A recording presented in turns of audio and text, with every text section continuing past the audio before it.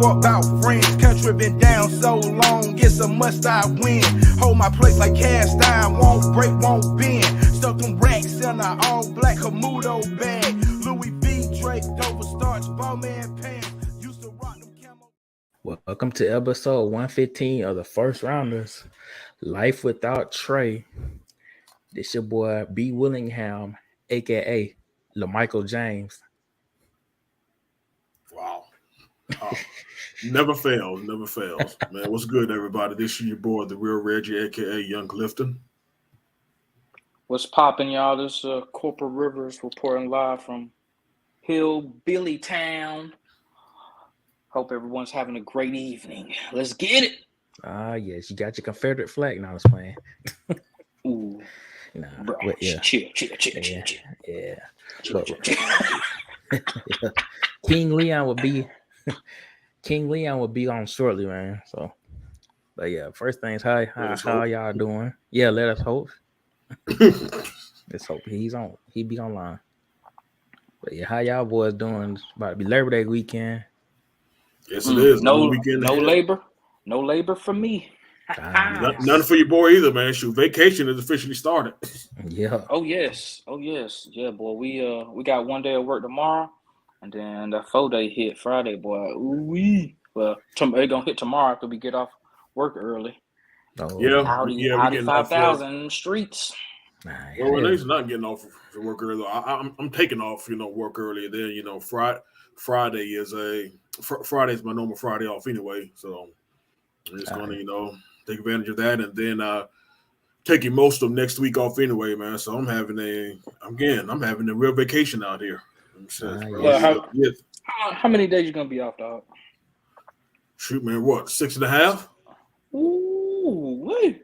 Oh, nice. Yeah, man. Again, like I said, man, this is stay? my first time, really off like that since we went to Orlando. So, and ironically, that's what I'm supposed to be going. That's what I'm supposed to be going again. But I'm like, dang, you should have some lot of vacation time accrued up. You going to the game, right? For now, yeah. Oh. For now, again, for our listeners who haven't been paying attention to news that's not, of the TikTok variety, there has been, a crazy hurricane that has slashed through, the Southeast, man. We definitely, have our, thoughts and prayers with those down in Florida and in South Georgia. Even though thankfully, Orlando really hasn't been affected like that. But, it's still, because of the fact that they had evacuations, you still don't know whether it's going to be crazy or how crazy it is going to and from Florida for the weekend. But as of right now, though, like I said, my intentions are definitely, to be at the biggest college football game being played, this weekend, and with it being Sunday, hopefully everything, won't be crazy. But I should be down there Friday. Like I said, this is a vacation, so I'm definitely going to treat it as such. And the entire weekend, your boy, might be in rare form. So for this weekend, my name will officially be Andre Rison for those who see boy in these Orlando streets. As long as it ain't Henry Ruggs, we good. Damn. I'm just saying. As long as it ain't Henry Ruggs. Damn. Whoa. I plan on taking Uber this weekend, good sir. Nice. Smart man. I hope so. Jesus Christ.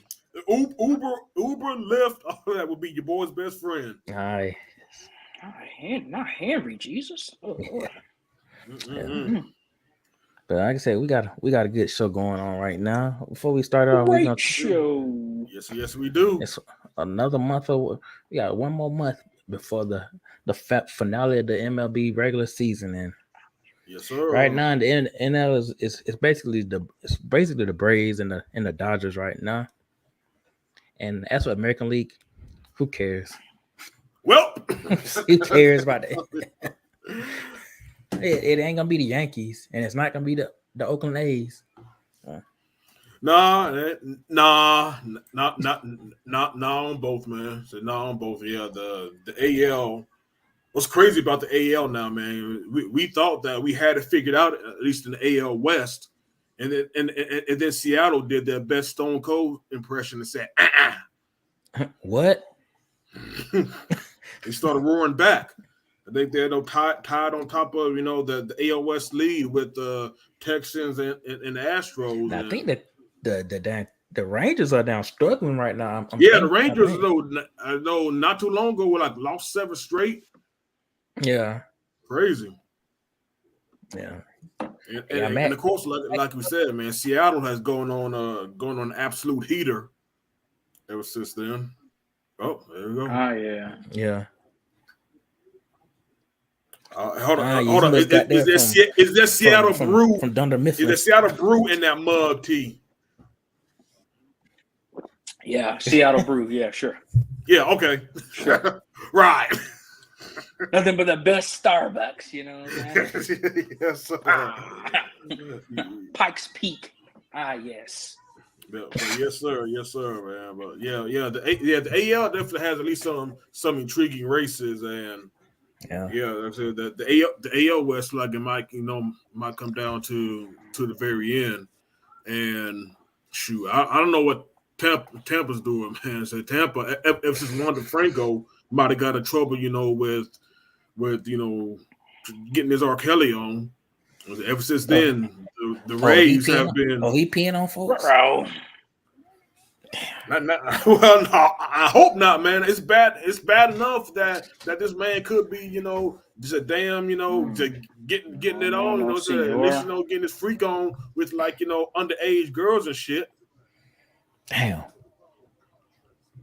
that's crazy. So yeah, man. So just then, and Orioles, still doing that thing, man. I think the Orioles, going up. But it looks like Orioles about to gut that thing on out, man. So the Orioles, I think they are. I think the Orioles, man, like I said, the Orioles are still doing their thing, man, with the lowest payroll in all of baseball. So shout out to them boys down there in Baltimore. Do what you do. Unlike the Mets and the Yankees. Oh. Yeah. Oh. And also, I see that the Oakland A's and the Kansas City Royals are eliminated from playoff contention. Just letting you know.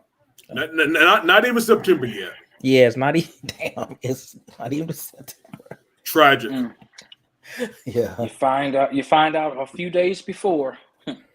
Don't even worry about it. Hey, y'all.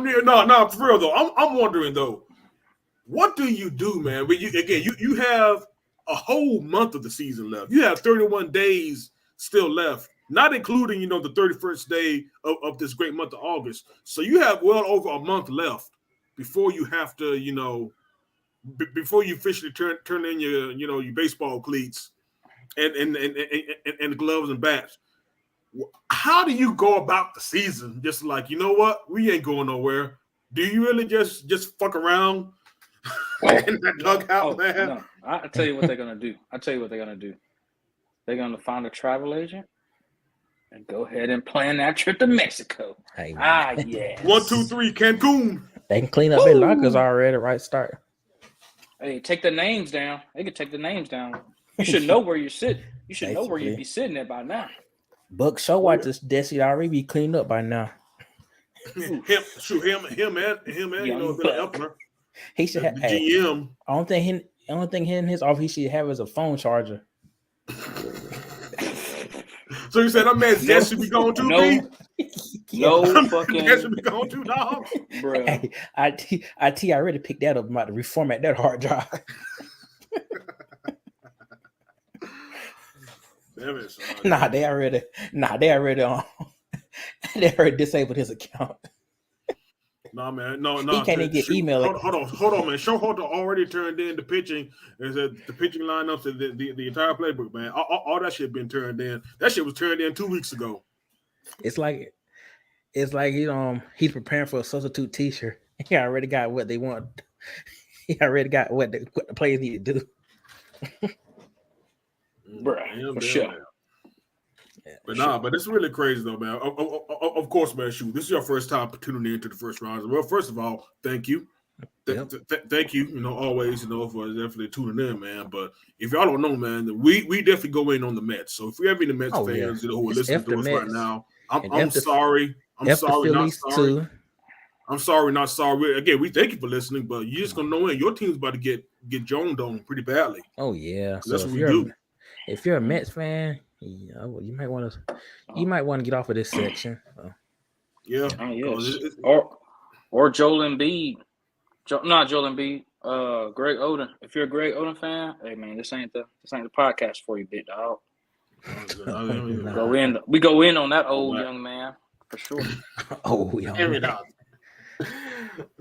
Every now and then, man. But you know what we do, man. But you know what? I'm actually going to get off the Mets for a minute, man, and just go back to the other New York team, man. Since we were in the AL, man, and just get y'all takes on the fact that again, I really thought the Yankees would at least be in playoff contention, if not, win the AL East this year.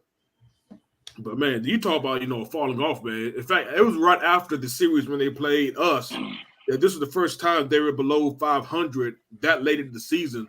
Since 1995? Yeah, it was bad. It was bad. They got they got shut out last weekend against their rivals. So tragic, bro. Tragic. Damn, the Red Sox are better than the Yankees, and I thought the Red Sox was going to be trash. Nasty. Yeah, the Red Sox, they're not too far. They're still in playoff contention, man. They still make it. The funny thing is, man, all the other teams in the AL East can still make the playoffs except for the Yankees. Right. Hey, even I forgot about the Blue Jays. Blue Jays are 12 games over 500. So. But yeah, Blue Jays, I think Blue Jays are making playoffs, man. Blue Jays get one of the wild card spots. Oh, yeah. Oh, yeah, for sure. So they'll definitely make it. But as you said right now, man, I think the AL is probably as wide open as we've seen it. Like I said, man, nobody else. Folks thought that the Rangers were probably going to run away with the West after they made their big trades during the trade deadline. That really hasn't proven to be the case yet, though. But still, though, even with their pitcher hitting, man, I think they can still be a dangerous team. But for right now, they're still struggling with some things. Seattle is still they're definitely still hot, man. Julio Rodriguez had to remind folks who he is, man. He's the reigning AL rookie of the year. Oh yeah. So they got hot, and of course, the Astros, man. Jose Altuve, everybody's favorite short king. Just hit for the cycle a couple of nights ago. Damn Napoleon looking ass. Hey man, you know what? That's exactly why he got to remind folks that he's good at this thing called baseball, man. Oh yeah. Man, if you're him, man, you got to be good at baseball. Yeah, it's the reason why he's the leadoff. There you go. It got to be, man. So yeah, the AL is definitely about as wide open, as it is though, man. But shoot, and it's going back, to the NL, man, when our everybody's favorite team, the Braves, man, still the best record in all of baseball, best team in all of baseball. But again, I said just to let y'all know, man, not only the New York Mets fan, the Phillies fans can get it too, man. Because I'm just let the Phillies know y'all ain't catching the NL East, man. The NL East, no, they're not. The NL East is over, but I'm not like Sal Licata. I didn't call it back, during Memorial Day. But for right now, right before September begins, before Labor Day weekend, it's official, that the NL East is no longer the concern of the Braves. Right now, there's one team that we gotta, keep off of us, and that's that damn team from LA. No, not the Los Angeles Angels of Anaheim, Orange County, California. Orange County of They're known for their MILFs. They're known for their MILFs. That's about it. Oh shit. Oh yeah. Remember the MILFs of Shohei Ohtani, who might not be an Angel by the time the season comes around. That's an even crazier decision now, looking at what the Angels did, going forward, instead of selling at the trade deadline. They're looking boo-boo the fool, because one of their major acquisitions was pitcher Lucas Giolito, and that man just got released off waivers earlier this week. Yeah. Hell, they could have traded Shohei to to the damn Padres. You know, they always getting people. Hey, he won't win the games, but he's not winning the games. Yeah, I was about to say, but with the Angels. win the game still, but yeah, man. But like I said, man, but the fight for the 1 and the 2 seeds is definitely between the Braves and the Dodgers, and that just makes this upcoming series in LA possibly the biggest series still left on the schedule, I think, for either team. Oh damn! I forgot they got to play. Is that this weekend? That's this weekend, starting tomorrow. Oh dang! Yeah, so that's got to be a Sunday. By the time y'all listen to this podcast, this will be the series, and not just any series. This is a 4-game series. Oh shit! Yeah. So this is the time, man. I think we're only 4 games up on them now, man. So this is the time to hopefully put some distance, because if they, God forbid, get the sweep, man, they're right on you. Yeah, get caught up in the beach. Don't get caught up at the beach, my boys. Stay in town. Right. That's gonna be an interesting match. Hopefully they'll stay focused, man. We just don't need snitch, just doing some crazy shit like pitching Colin McHugh, in a damn tie game. It's a tie game, with tie game in the 5th inning. As long as we don't put McHugh in high leverage situations, we might be all right, man. But he's been doing some crazy ass shit with the bullpen lately that has me like, really. Yeah. But I got to give it to Uncle Charlie though. Uncle Charlie, he's found his curveball, man. So Uncle Charlie's last few starts have been magnifique. Yes, let's just keep it. Yeah, this is the time he needs to get hot. Oh yeah, he needs to get hot, man. We still need Freed to just find his ace form, man. So we need Freed's final form sooner rather than later. I mean, he's still been pretty good since he's come back, man. But we need, but we definitely need that motherfucker who was second in the NL Cy Young last year, man. That's the dude we need. Yeah, but we got a Cy Young in the winner now. We got what's his name? We got Strider. Yeah, like I said, man, he's definitely getting back in the race again, man. So he's definitely had some good pitching innings lately, man. Like I said, we definitely again, if we can, it seems like we got our 3 starters going into the postseason. It's just the fact that if we can, if Elder can still keep the consistency that he showed us early in the season before the All-Star break. I think that's probably just as good, if not better, than any starting 4 in baseball. Oh yeah, I definitely agree on that. Yeah, we just definitely for, and of course and the lineup speaks for itself, man. I mean, again, my brothers, if y'all would have bet me that Marcell Ozuna would have 30 home runs before September, especially after the way that dude started in May. I would not have taken that bet. I would have been like, I'm not a fool who parts his money like that, man. But yeah, that dude has been absolutely incredible. Yes, he has. I did not see this. Man, because I was like, man, from last year he was so trash. I was like, damn, why did he still on the damn team? But yeah, I'm glad he's on the team now. But, yeah, I say he's doing what the DH should be doing. It's like 1 through 9, man. You actually got to pitch to them because you don't. It ain't like you can walk. If you walk someone, you got so and so next. It's crazy. And then I ain't said nothing about Matt Olson. Yeah, Matt Olson doing the. Hopefully, he can get back hot again, man. Like I said, he's been in a little bit of a slump in terms of coming to hitting home runs though, man. But he's had some solid hits though. Of course, everybody's been eating against the Rockies this series, so that goes without saying. Hey, gotta eat. You gotta eat, man. You gotta eat your Wheaties, man. You gotta get a full. You definitely gotta eat. Trying to get on the box. Trying to get on the box, baby. Yes, trying to get on the box and then trying to get on Wheaties. Well. Touche, my good man. Touche. And of course, man, and we can't forget about the And also for you Dodger fans who are listening, Mookie Betts is not taking the NL MVP, man. That is still going to be Ronald Acuna's award. Yep. Oh yeah, and Acuna just did something. Got attacked by some fans. That's stupid ass shit. He made didn't he make history last? He broke a record or something last weekend.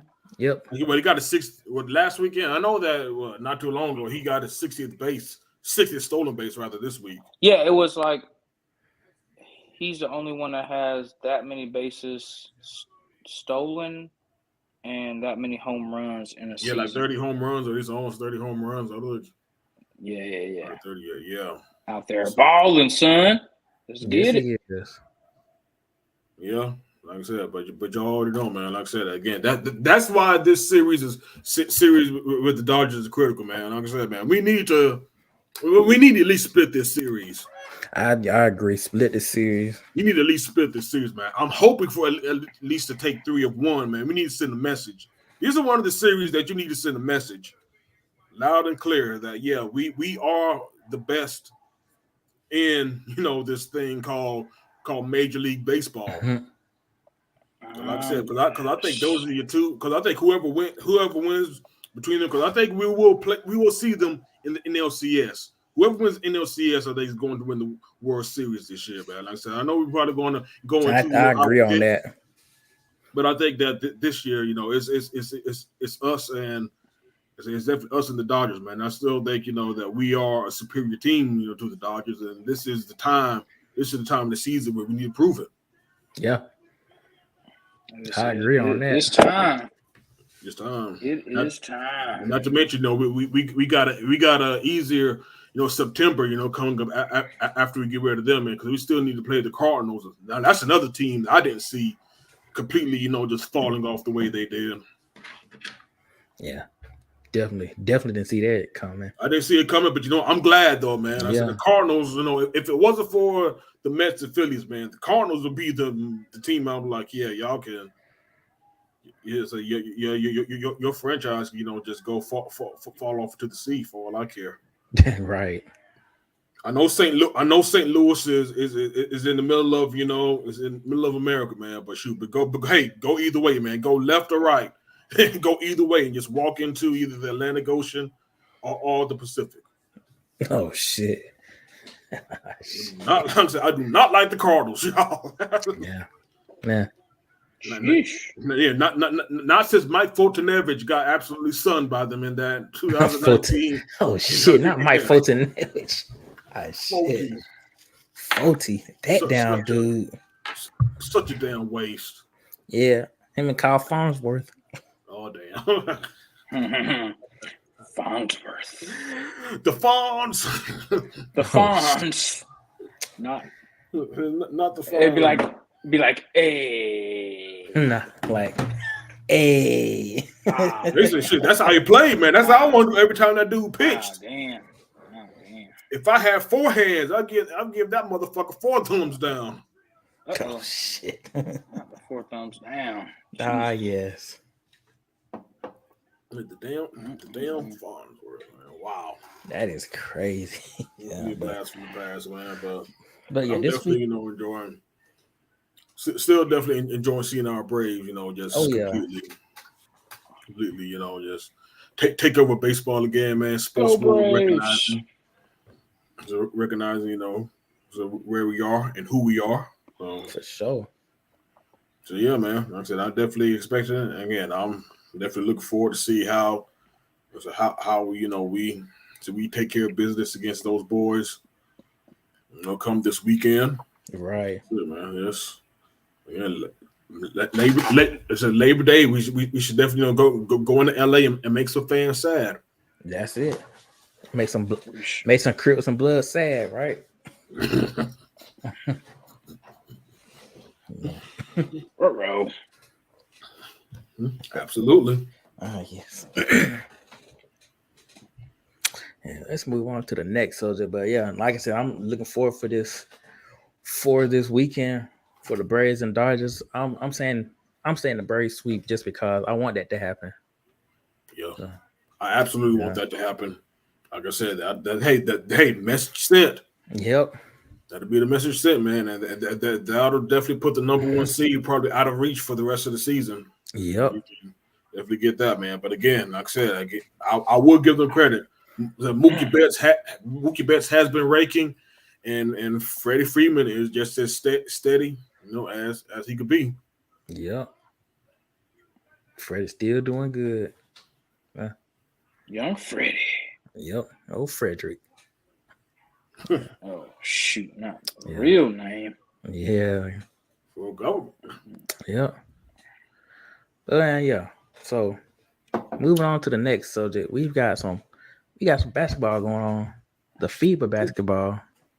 FIBA. And a team that I think most of everybody thought that was going to favor to win.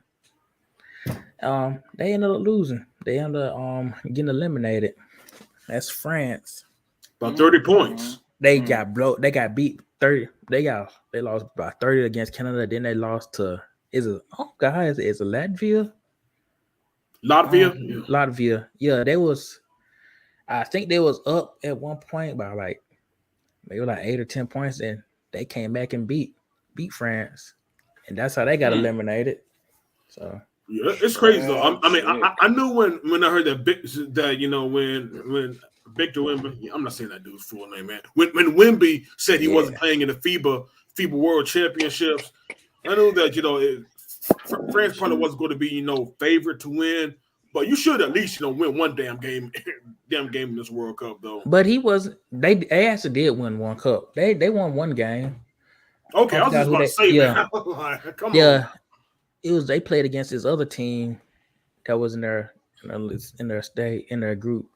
So I think next they moving to the another class, but I think US is in the second round. So they have folks like Lithuania, Montenegro, and Greece. Yeah, they play Montenegro Friday, and I think the next day, I think either Saturday or Sunday they play Lithuania afterwards. Yeah. But yeah, man. France. But the fact that since France is hosting the 2024 Olympics, they're automatic qualifiers anyway. That still, I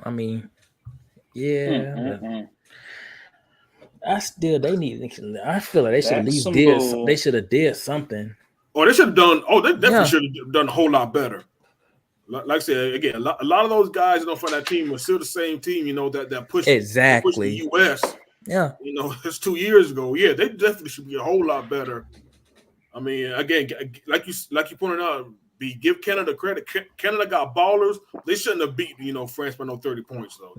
They shouldn't have. And they ain't even got Jamal Murray and Wiggins on the team. That's even wilder. That's even wild. That's even wilder, man. So these boys are getting worked by SGA. Oh yeah, SGA. Damn, who else is getting? And we ain't talking about student government. Not student government association either. Oh look. We're talking about Shai Gilgeous-Alexander, good people. I just want to see some of who's on there. Spanking. I was about to say, what's Canada ranked? I don't even see exactly. See exactly where Canada was ranked at.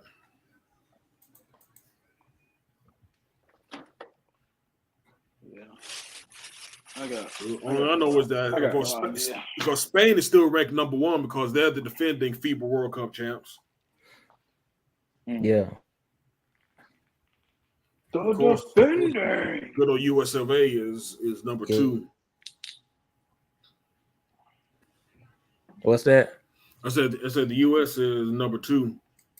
I'm trying to see exactly where Canada was. Oh, talking about the power rankings. Yeah, the world rankings, yeah. Oh, yeah. Oh, Dylan Brooks is on the team. Oh, dang. Yeah. And then the boy from Purdue, Zach Edey, he's on the team. Zach Edey? It's a lot of folks. It's a lot of NBA players on this team. Yeah. I would expect it to be. Yeah. I didn't know that Zach Edey would be playing for Canada, though. I didn't know, He's Canadian. Oh, okay. Yeah, he's Canadian. I'm still getting these guys in college basketball, y'all. I'm sorry. Oh yeah, he's Canadian. Gotcha. Yeah. Okay, then that definitely makes sense. That definitely makes so, sense, man. So yeah, like I said, right now I think the U.S.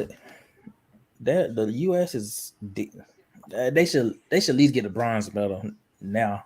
I think. Sure, I think the U.S. will probably do more. Like I said, if the U.S. doesn't make the gold medal game, man, I think it'll be a disappointment. I think this team is probably this team is playing a lot better than I thought they were going to be. But of course, there might not be names though, man. But Yeah. but there's still some good players, man. I think they got the chemistry on there. They got the chemistry. Yeah, good. That's definitely helping. Though. I don't think there's no egos on that team either. Yeah, that's definitely good, man. And of course, dudes like, I mean, we know Anthony Edwards got game, man. Former number 1 pick. Oh. And I'm glad, he's showing some moxie, throughout this entire, going back to the exhibition game. You talk about some Steve Kerr wanting to come off the bench. He had to remind him, it's like, hold up, man. This isn't like, when Dwayne Wade was coming off the bench. He said, there is no Dwayne Wade on this team. I'm the Dwayne Wade on this team, man. I say, it's just starting on here, though, man. But it looks like they switched up, man. It's like Brandon Ingram's been struggling. Yeah, it looks like he's coming off of the bench now. It's probably he's gonna have a game that he's gonna be really good. I say when they get like into the middle play, he'll have a good game. Mm-hmm. And of course, Austin Reeves is still reminding you, man, that he's the new white chocolate out here. Oh yeah, he is. Well, yeah. So man, like I said, that dude again, man, they might again. There is no superstar on this team per se, man, but there's still some very very good pieces, that can at least give you like I said. They're not selfish. They're clearly playing in the system that Steve Kerr's designed for, and of course Steve Kerr do 4 rings, man. Like I said, shit, man. If he tells you to do it like this, man, you do it like to this. His ass, yeah. Yes. Do it that way, please. Yeah.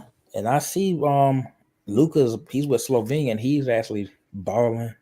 I think they'll be fine. They just got I think he's getting all the points for them for Slovenia. So if somebody just put the clamps on him, they can beat Slovenia. I just think Canada is definitely gonna be the biggest challenge, and probably maybe Australia because they always I think Australia's 3. So I think Australia's 3 of the power rankings over. But I think Canada's. I think Canada, it's either they getting us either gold or a silver medal. That's how good they are to me. Whew. Yeah. Canada got fire, y'all. Yeah, Canada, fire. Canada got that fire, y'all. It's probably the reason why Drake haven't dropped his album yet. He said he's waiting until Canada. He's waiting until the FIBA, for his dogs. He's waiting for the dogs to win the fucking cats. He got nothing but fucking cats. He's waiting for the dog to win the gold medal. Combination. They're looking like Thugnificent.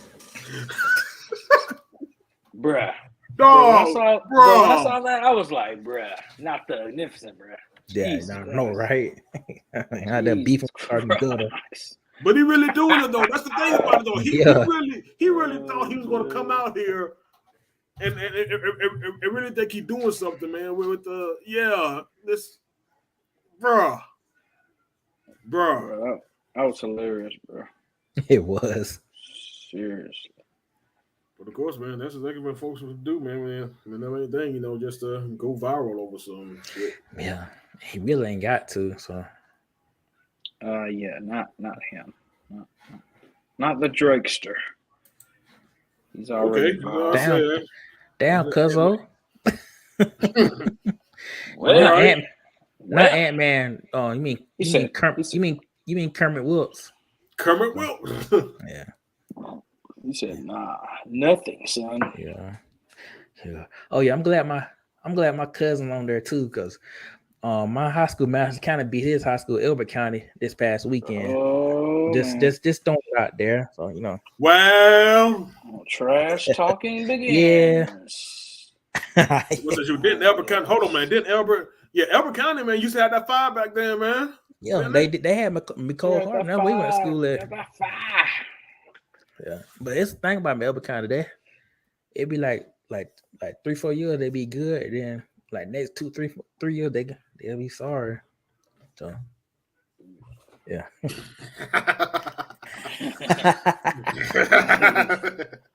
Yeah. Well, not today. Not today. He said not today. Not today. Not today, my boy. Yeah. They said not on this day that the Lord has made. Yes. Oh But man. yeah. But we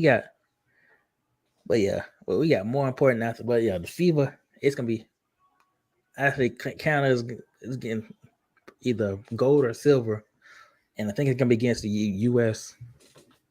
But yeah, That should be a good game. it's gonna be a real good game. I definitely look forward to it because, like I said, Canada definitely put everybody on notice. Beating France to sleep the way they did. Oh yeah, Trash. yes they did. Yeah, like I said, and the U.S. finally found the groove. Like I said, because we saw they blew out Jordan a couple of nights ago. Not Michael. No, not Michael Jordan, man. And not the high school in Columbus either. Oh, you mean Jordan?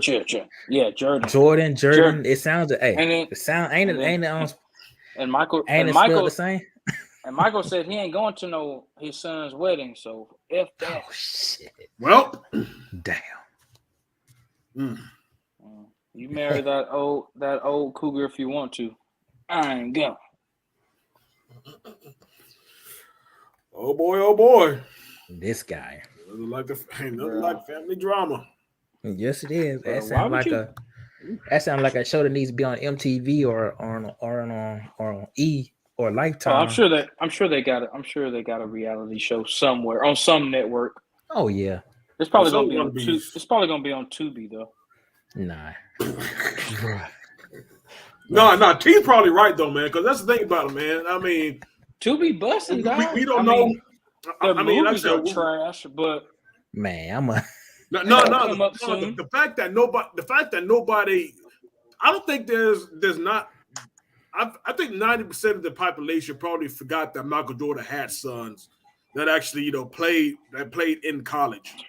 I mean, they were trash. That's probably why they forgot that they played, and the fact that his youngest boy is damn about to Harry damn fucking lost a fucking Pippen. It's like, well, is this what you're gonna be known for? Okay, hey, do what makes you happy now. But man, before we move, before we talk about the college football games this weekend. Speaking of Tubi, I saw on Facebook where this dude was sitting in a chair, and the down chair was like the on top of the chair was like all like the leather came off of him. I'm like, damn, y'all couldn't get that dude another down. Y'all couldn't go to Walmart and get like another chair. No. What you didn't do, B, you didn't actually look further to the movie when they had a brand new chair. That is probably in. It was probably in that damn. Again, just the next scene, brand new chair that wasn't there before. Or that's exactly how Tubi go. That's exactly how Tubi rolls. What a shame. Okay, yeah, I definitely see your point, Bert. I see your point. Yeah, your point. Yeah, but yeah, you crazy. They didn't the dude that was sitting in the chair the first time, like he had some other obligations to go to, so he can't wait. He can't wait for him to get another chair. For sure. Yeah. But yeah, we got some football going on this weekend. Like, I'm sorry, last week I can't. That's not the start of football week 0 because there wasn't any kind of games. This is the. I was just about to say, man. Did y'all learn anything from Notre Dame's blowout of Navy or USC's blowout of San Jose State? I actually slick think Notre Dame might be good. I said they might be because they got old boy from QB one on the light. Yeah, Sam was legit. Yeah, they got it. I will give that to him, but that was a huge move. Getting getting Mr. Hartman from Wake Forest. He's definitely a legit QB, and if they're going to do something, man, he's definitely going to be he's definitely going to be the maestro of this offense that Notre Dame has, man, because they lost a lot of other people, so he's going to have to be the key. Of course, since you're playing against Navy, you still don't know exactly what it's going to entail, because again, I still have questions about their skill group, outside of their running backs, where they actually play somebody, where they have some DBs that can actually play them, better. You'll see exactly, how they'll be able to be able to, match up though. But yeah, Sam's legit. I'll just say this one thing though, man, about week 0, and it pretty much confirmed why I didn't have USC as my winner of the Pac-12. They still haven't figured out how to play defense. Nah. San Jose State scored 28 points on them. I don't know how good San Jose State's offense is going to be this year, but I just personally think, again, the game was only 21-14 at halftime. It was only 21-14. Very winnable. That is very crazy. Winnable. Exactly. It's still very winnable. Even with, the returning Heisman winner. We know what Caleb Williams could do. We know what that offense is going to bring, though. But their thing is, can they stop anybody long enough to actually get to where they needed to? Can they actually play tough? When the going, when the shit really starts hitting the fan? That's why Utah did it twice last year. Oh yeah. The boys are too finesse, man. Again, like I said, you got to stop somebody. You have to play elite defense when you have Caleb Williams as your quarterback. But damn it, you got to stop somebody. Right. You got to stop somebody. When it's like third and long, when it's like third and 5, and you absolutely need it. You need to stop somebody. I ain't doing nothing but making Caleb Williams look really, really good. So yeah, that's about it. But Brock Bowers doesn't play quarterback though, my man. So yeah, but Brock Bowers is that dude. So, but yeah, great tight end though. But yeah, Brock Bowers is not a quarterback. Yeah, I'd say great tight end, probably the best of the nation. But it's gonna be his last year at Georgia. Hey, if it's not, something's wrong. Oh, if not, yeah. It's not something has not gone as planned though. It is not going as planned. But like you said though, man, like I said, this is the real week of football that we've all been waiting for, and one of the reasons is that and one of the reasons that we're doing the show today, besides the fact that I'm actually one of the reasons that I actually won't be available tomorrow. I'm going to one of the games. We're not going to say which yet though, man. But we're definitely going to talk about it though, man. But the reason we're doing it today because again, college football weekend officially begins Thursday, August 31st.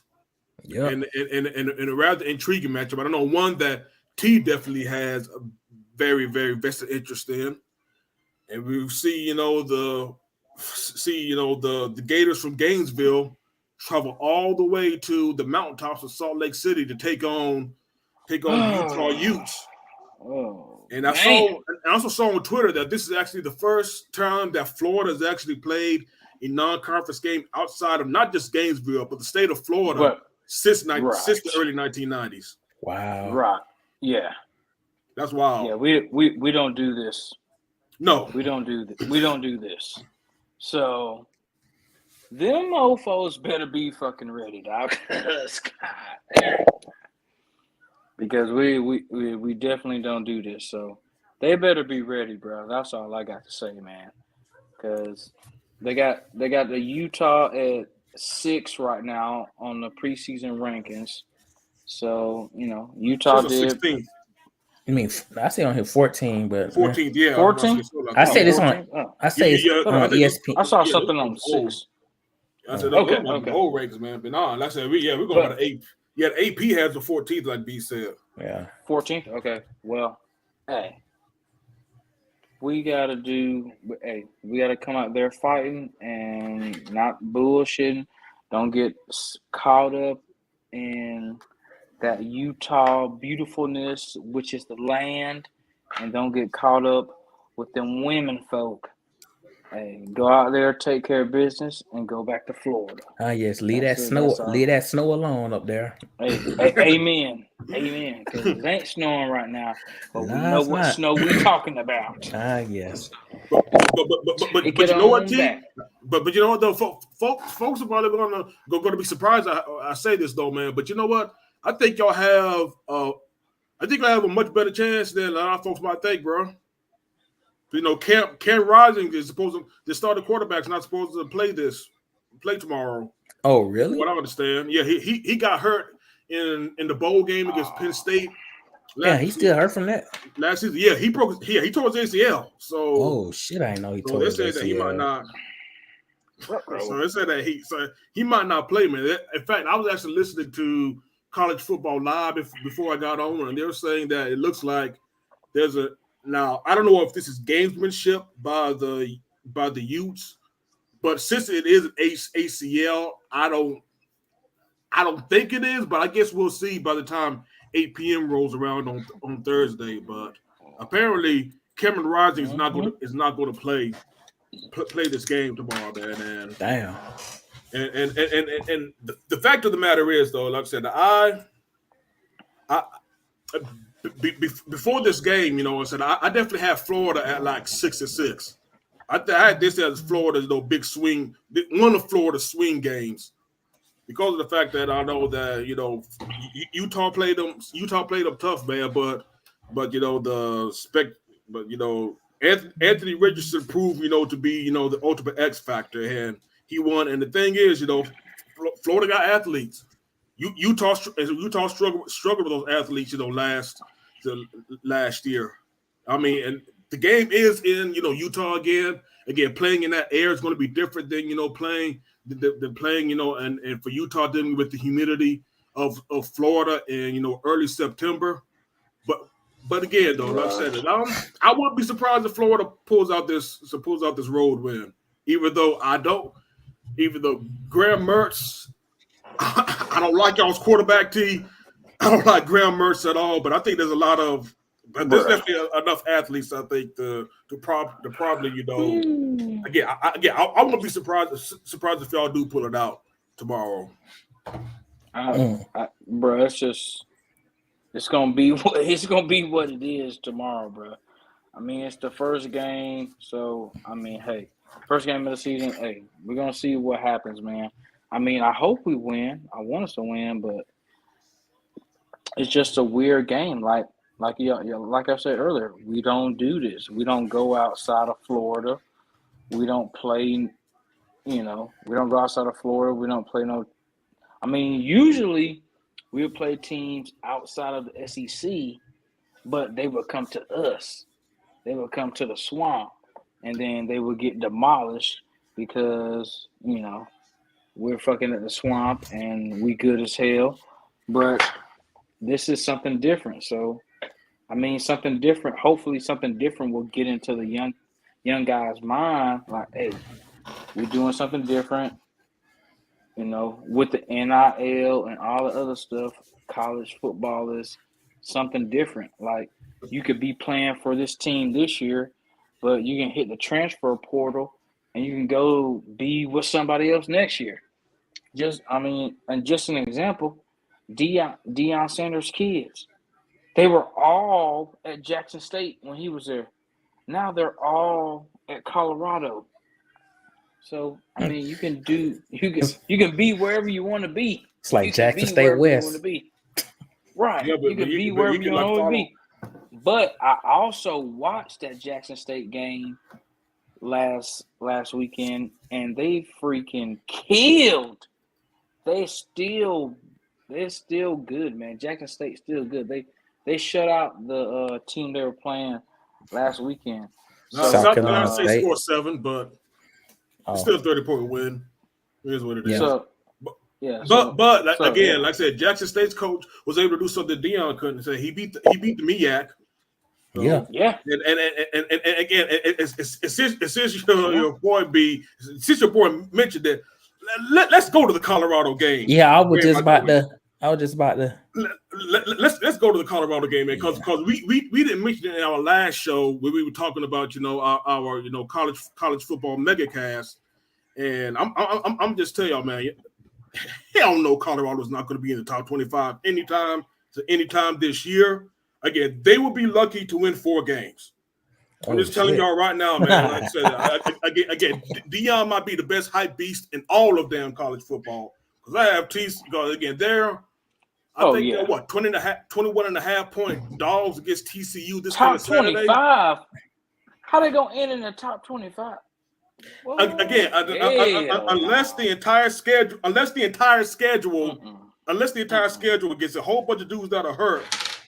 The only way Colorado ends up in the top 25 is somehow the multiverse collapsing on itself, and there's a universe in which Colorado's the top 25 team. Yeah. Colorado's not going to be in the top 25 this year. But I will say this about that game. I think they might be in the top like 35, but not in top 35. Bro, they won't be in the top 50. No. Y'all, Colorado is not winning 4 games. Hold on. I'm about to tell y'all Colorado's schedule. Tell y'all Colorado's schedule right quick. They're playing at TCU this coming Saturday. They're playing Nebraska next. And then they're playing Colorado State. And then at Oregon. And then they play USC at Arizona State, host Stanford at UCLA against Oregon State, top 25 team Oregon State, Arizona, which is on the come up, at Washington State, which is pretty damn good. And then they finish the season at Utah, another top 25 team. Them motherfuckers ain't winning 4 games this year. Damn. I'm saying. I will say this. That TCU. Yep. I will say that TCU will. Colorado will cover the spread. I think they're gonna lose. They'll lose to TCU, but they're not gonna get blown out. I don't think TCU's that down good this year. Colorado not winning 6 games.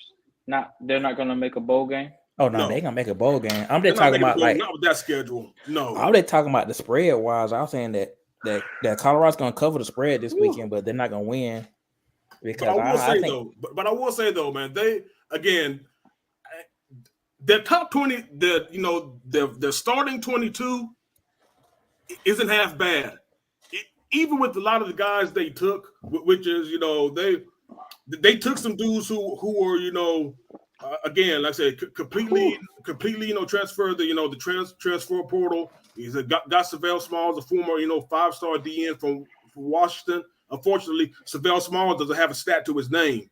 So a lot of these guys, again, when you see, that's probably going to be one of the most interesting things to follow during the season. Just taking all of these guys. Now, some of them were good contributors to a team. So he damn near tried to turn Colorado in the FSU West. To taking a lot of their players though, but a lot of them were passed up by dudes who are on the current team now. So it's like okay, you got some some D1 players. Definitely better players than, were at Colorado last year. But when them guys go down, and we know injuries happen during the season. They always do. I still don't trust that Colorado is going to have, throughout the season, especially when you're playing teams like USC, UCLA, Utah, to end the season. It's just, again, like I said, there's top 22. Yeah, there's starting 22. I don't think it's bad. Again, I think the starting 22 would at least be a decent team, man. But again, a bowl game on this schedule, I just can't see. I just can't see it, my brothers. I just can't see it. But again, man, like I said, it's not like he doesn't have the time. So I think he's going to say that he's trying to at least to build something to make something shake, though, man. But again, when you only have so many athletes, on your team, again, you're gonna definitely find out, man, that the Pac-12 is not the Pac-12 is not the SWAC. And again, this man still did not win a Celebration Bowl while he was there. All that talent, he's pretty much playing, you know, he pretty much had a low-level FCS team or damn near a G5 roster, you know, compared to the rest of the HBCU ball, and he still can't get it done, you know, in the Celebration Bowl. Nope. So that's just how I do it, man. So yeah, that's pretty much a long way of me saying, you know, that I definitely I don't see it with I don't see it with Deion this year. Like I said, man, I fully expect the hype train, you know, to be derailed by the time 3:00 Saturday comes around. I'm still probably going to watch it because, again, like I said, I'm just, you know, a ball junkie, and again, this is, you know, the first real week of football, man. But I got TCU still handling them pretty handily, though. Yeah. You know, when it's all said and done. Okay. Yeah, I'll take that. Like I said, I still don't think TCU is that good, but I think Colorado's not going to be that good either. The thing is, though, TCU's the original starting quarterback for TCU is coming back. So, like I said, they still got some people, and they still do well in the portal. I don't expect them to win the Big 12. Don't get me wrong. Like I said, I definitely don't think, you know, TCU is definitely a power program, but they should handle. Yeah. They should probably handle, you know, Colorado. Like you said, they probably, if they don't cover the spread, I wouldn't be surprised, but. I don't think they will, unless they got Trayvon Boykin on the team. Oh damn! Go back. Yeah, you already know. Or LaDainian Tomlinson comes in. Shit, man. Like I said, you going to sleeping legends now, B. Oh, I am for real, because I don't know anybody else that played. Oh, Andy Dalton. I forgot about that damn dude played for them. Andy Dalton, man. Like I said, shoot, man. I said, shoot, man. You definitely might as well say, you know, Kenny Trill if we're going if we're, you know, at it. Yeah, because he started at first. He started at A&M, A&M, and then he went over there. Yeah. Kenny Trill, man. Yes. Oh, Kenny Trill. Good times. Yeah. Welcome to the show, King Leon. Welcome to the first rounders. What's up, my peoples? What it do? Good evening, I guess. Yeah. Oh, yes, man. Everybody. We good. Talking cash shit now. Yeah, we've been holding it down. So, you know. Yeah, man. Yep, trying to. Waiting for your rant. Yeah. We've been holding it down. So, you know, we got a few more stuff to go before we can talk about your I really don't know how much of a rant it's going to be, but it's not. I'm going to see exactly how. We definitely going to see how you cook though. We definitely going to see how you cook though, King Leon. Yeah, for sure. I'm glad we were able to you know, jump on and get a good little episode. Talk about the college football. I'm pretty sure y'all talked about it on MLB already too. Or oh yeah, we already have. Mm-hmm. Yep. Yeah, we like into the we just started on the college football. Now we're gonna. I just had came from Fulton County to knock out them two dudes that jumped on the field, went after Acuna. So, you know. Oh, good stuff, man. Yeah, they needed it. Thank you, man. Thank you. Yeah. They're acting a fool. What the fuck? Yeah. This heat's getting crazy right now. Right. But that was in Colorado doing that crowd. So, you know. They sent them back home. And I'm like, oh, they did? Yeah. Like they did Trump. They put them in the row too. Damn. Yeah. No doubt, man. Yeah. But you know, it's another game though. I didn't talk about it. I don't think, you know, it's the one that I brought to you on the outline, B, man. But you know, we actually at my job, man, we actually got a memo about, you know, this game. It's one of the reasons why everybody's working from home, you know, tomorrow and the rest of the week is because of the fact that, you know, besides Dragon Con happening, the Aflac kickoff is also, you know, happening as well at Mercedes-Benz Stadium. I don't know if we got any, you know, so damn, you know, I don't know if we have any, you know, so Coach Petrino, Coach Teams fans, and that means, you know, Louisville, because, you know, Louisville takes on the Georgia Tech Yellow Jackets on Friday. Are they gonna be at the Mercedes-Benz Stadium? Yep. Oh yeah, we going. We wrong with Tech. Damn Louisville. Louisville got a new coach, don't they? Yep, Jeff Braun for Purdue. Oh yeah, he ain't gonna be good till next year. So yeah, that's gonna be so much going on at one time. Dragon Con. Yeah. Dragon Con. Now, shout out Dragon Con. Maybe right. Always falls in the same time. Labor Day weekend, all that stuff going on. Right. But yeah, I got Georgia Tech winning, even though I don't know who the hell is on that team right now. But yeah, they got Haynes King, the QB, at least former QB from Texas A&M. Oh shit, he's on the team. Yep. Oh, damn. He's been named starting quarterback. Okay then. It's good for him. What happened to the other dude, what's his name? Jeff Sims? Where the hell he's at? Jeff Sims in Nebraska. Oh, good for him. So so he's part of Matt Rule's new regime. Yeah, oh, good. Like I said, good for him. He was terrible. Yeah. And you know what? I'm definitely gonna shout out to my boy, old ass Demetrius. He just texted me and he said that since Andre Rison, he's gonna be Terrence Mathis this weekend, man. He's gonna be Falcons receivers all weekend in Orlando. So damn, I guess if I was going with y'all, I'd be Jesse Tuggle. You tell me you're not gonna choose Ray Buchanan? Oh yeah. Oh shit, I forgot about Ray Buchanan. Oh nah, matter of fact, I'd be Jamal Anderson, Have me a little line right here, man. Damn. Hell nah. Oh shit. Terrence Mathis. Oh shit. I just heard an interview with them over on 92.9 yesterday, man. He actually has a good golf tournament for Lou Gehrig's disease, though, man. So shout out to Terrence Mathis, and of course, shout out to all the old Falcons, man. Like I said that y'all definitely, yeah, we still like the team, man. We still even Tim Chandler, or doesn't ain't Tim? Yeah, Chris Chandler, yeah, absolutely. Chris Chandler. I said Tim Chandler. I don't know why. Chris Chandler and Steve the Bird. Right, yeah. I said it. Hey man, hey B, you're a Niners fan, man. So I guess I forgive you. So Dan Reeves. R.I.P. Dan Reeves, absolutely. America's his own. Yeah. America's his own. So yeah, absolutely, man. So you say you rolling with Tech? Yeah, I'm rolling with Tech.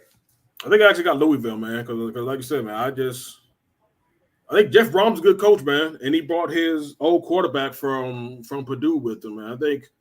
I actually think Louisville could be asleep in the ACC this year, mainly because their schedule is so light, and they avoid both FSU and Clemson in the regular season. So I wouldn't be surprised if Louisville, gets deep with maybe single digit loss. Oh, we got Louisville fan. Okay, we got Louisville fan on this motherfucker, yo. Yeah. I didn't even know you be having Louisville fans listen to us, man. But shoot, I didn't either. But shoot, shout out to y'all, man. Yeah, no doubt. What say you, King Leon? I mean, I guess I'll roll with Georgia Tech since it's a hometown thing. They should. It's crazy that they're not at Dobbs Stadium, but okay. Yeah, Georgia Tech has actually played in a lot of these kickoff games because last year they played Clemson at the Benz also. I mean, I get it. So is it technically a home game, right? But that's the wild thing about it. I don't know if they're the home team or not. Okay. At least home team because it's neutral site. Neutral site, my ass. Yeah. But okay. It's like Georgia Tech and Mercedes-Benz. That's just like me walking from my house to my mailbox. That's how far it is. Yeah. Yeah. It's like we're playing football in my front yard or backyard. Which one? Yeah. Hold on, yo. Wait, one MARTA stop down. Yeah, basically. Yeah. It's like from the 5 Point Station to the Peachtree Center station. Center? Yeah. Yeah. I can see. Yeah, I grab would see what Tech talking about. You know what I'm saying? Like, see what they got going. They have an advantage even though it's on neutral ground. So there should be folks there cheering for them. Yeah. But we'll see. All right. So it's also it's still gonna be crazy because everything else is going on. So you might see a couple of Dragon Ball Z plays running around in the background while the football. Yep. So. A couple of Kamehamehas. Kamehamehas, spirit balls. Naruto, you know what I'm saying? You're gonna see some, you're gonna see a lot for you. You might see the Avengers walking around, Might see Thanos out there. You could be jumping on the field, so Yep, Infinity Gauntlet. Infinity Gauntlet is absolutely, man. So, yep. So, you already know how that goes down, man. But speaking of Nebraska, since we said that's what Jeff Sims is, man, we got an interesting one. Nebraska and Minnesota. Shit, man. The debut, or at least the re-debut, Matt Rule reintroducing himself, to college football. Yep. Is PJ Fleck still the head coach in Minnesota? Yes, he is. Well, I got Minnesota winning. Roll the boat. Cause I think they got that running back that got hurt last year. He's coming back. He coming back, yeah. Yeah. Oh yeah. What did he get injured? Like, what was his injury? It might have been. It was something. He played like the first. He played the first game, had a really good game, and then I think he might have been his knee. I don't know. But I remember him well. Okay. Mm-hmm. He would have been a good. He would have been a good draft. He would have been a good draft pick. If he didn't get hurt. But yeah, I like Minnesota. No doubt. No doubt, man. It's time. It's his revenge 2016, right? So let him see what he can do this year. So, let's go Nebraska. I'm a root for y'all. Good luck with that. Big Red. Let's go. Come back, man. As long as they don't play Georgia Southern, Nebraska be fine. Yeah. These are facts. These are definitely facts, man. But shoot, what do you think about the Carolina Bowl, though, B? Oh, I'm going with my boy Drake May. Drake, yeah. And no, we're not talking about Aubrey, y'all. Oh nah, like I said, his brother's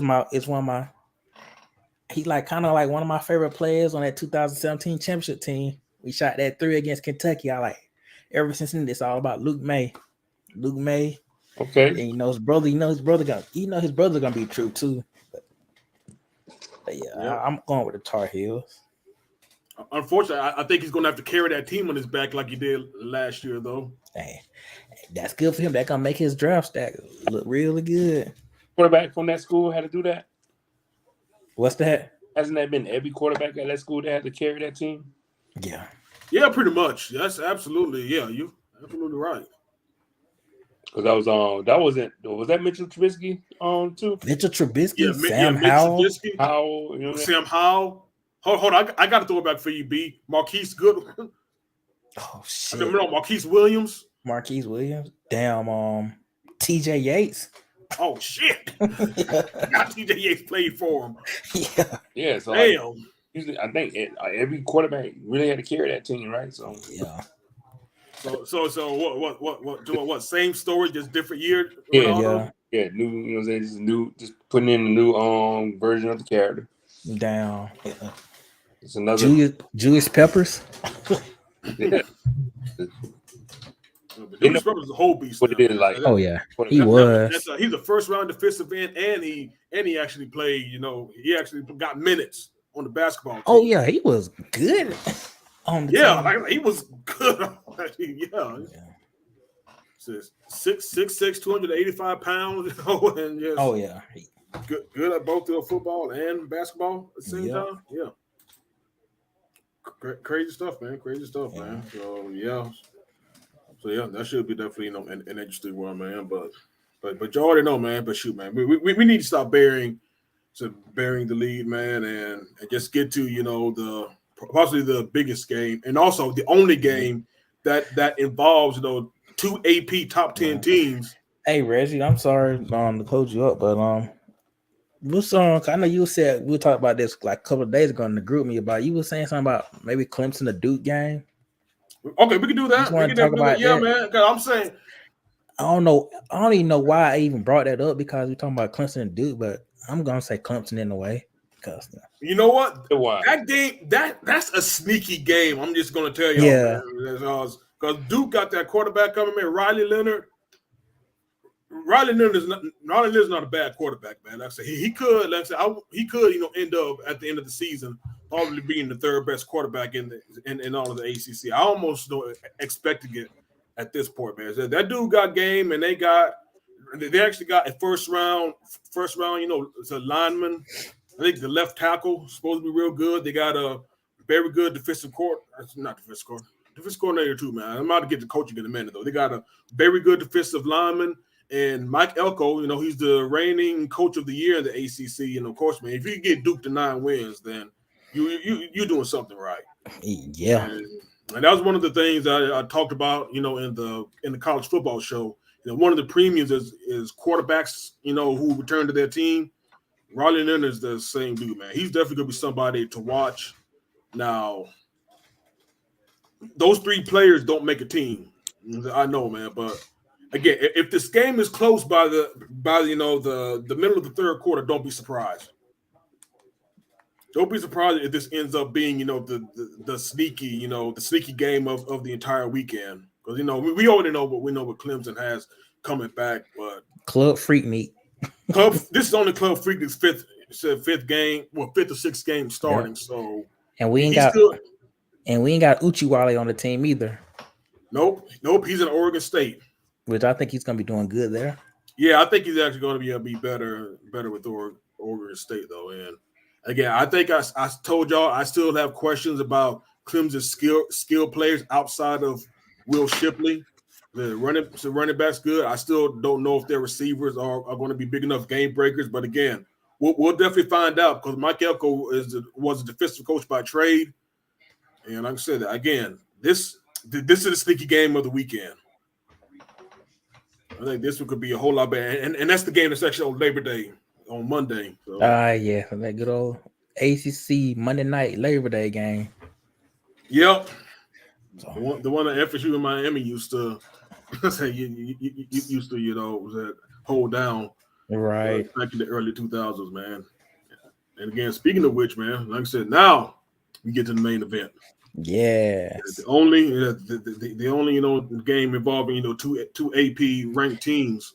And I'm actually surprised by it. I'm like, this is the first weekend of football, and y'all ain't got them not only like top 25 teams playing against each other. I just thought that was strange. We got spoiled last year where it seemed like there was like top 25 ranks, the top 25 teams playing each other. It seems like every day, from Thursday to Saturday. Because again, most of the time, especially a lot of the SEC schools. I mean, Georgia's playing. I think UT Martin. I think to begin the season. Correct me, Georgia fans, if I'm wrong. Now. Probably playing Valdosta State. Yeah, I know Alabama's playing MTSU, Middle Tennessee State. So they playing. Yeah, again, they playing McNair High School. Shout out to the east side of Atlanta. Yeah. And we got Ole Miss playing Mercer. Damn. On this first game. So a lot of the times, the SEC, a lot of the big time schools play these, FCS, FBS cupcakes. It might as well be a preseason for them, man. But again, I think that's definitely what makes the upcoming FSU LSU game so special is the fact that, especially nowadays with conference realignment, being the big thing, a game like this is going to be rarer and rarer, come the beginning of each season now. Because again, damn, everybody's going to be in the same fucking conference. So again, you're not going to have unique matches. That's actually going to begin these seasons anymore like that. So, and not only that, man, this is like a legitimate early playoff game. Like these are like two teams that have eyes for the playoffs, and this definitely should be again. Both teams. It's crazy that both teams actually mirror each other in a lot of ways. I mean, both Brian Kelly and Mike Norvell built their teams up from the transfer portal, also supplementing some good high school recruiting in between. But we all know, man, Jaden Daniels. We were ready to, at least I was definitely ready to, just write him off after Arizona State. I was like, Jaden Daniels going to LSU. I'm like, good luck with that. And he beat Bama. Oh, yeah. he beat Bama. I mean, the dude's always had game, but again, Herm Edwards was his head coach at Arizona State. So I give the young man the benefit of the doubt. He's had a terrible, 3 years prior, to getting to LSU. Again, you get him with a good coach. Got to.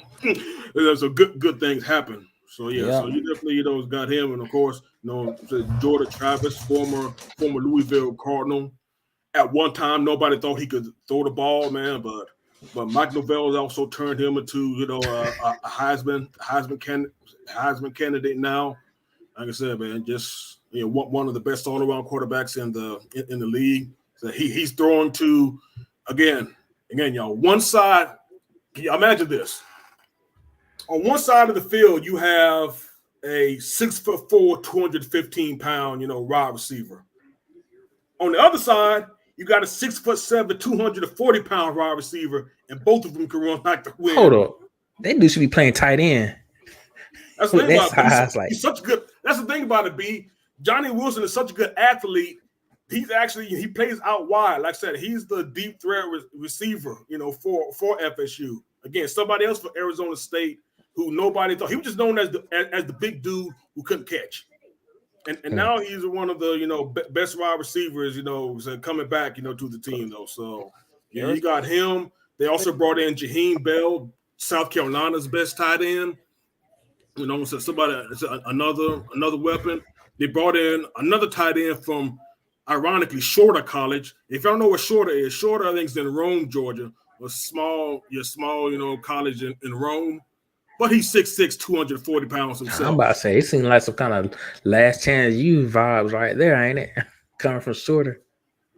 Yeah, but I mean, again, a lot of these kids just overlooked. That's the thing about it, man. Recruiting is not an exact science. Yeah. Sometimes dudes get overlooked, and when you're absolutely playing better than we absolutely dominated the people that's in front of you, then you get picked up, you get looked at by some of these other schools in transfer portal. That's pretty much Jared Verse, the number one defensive end, for Florida State. That's his story, because he originally started off at Albany College. That's the Albany Great Danes, so for anybody who wants to do research though, man. Not Albany State. Nah, not Albany State. Nah, not Albany State, B. But again, he was a 6'3", 200-pound wide receiver, going to Albany. But because of COVID and the season, being shut down, he pretty much, went back home, shut himself in the garage, and put on 40 pounds in an off season, and now, he's probably the number one defensive end, in the upcoming NFL draft, and definitely FSU's one of the best defensive players. So he's definitely, he's going to be a name to look out for. Trey Benson, their running back, said Mississippi. Shout out to the SIP.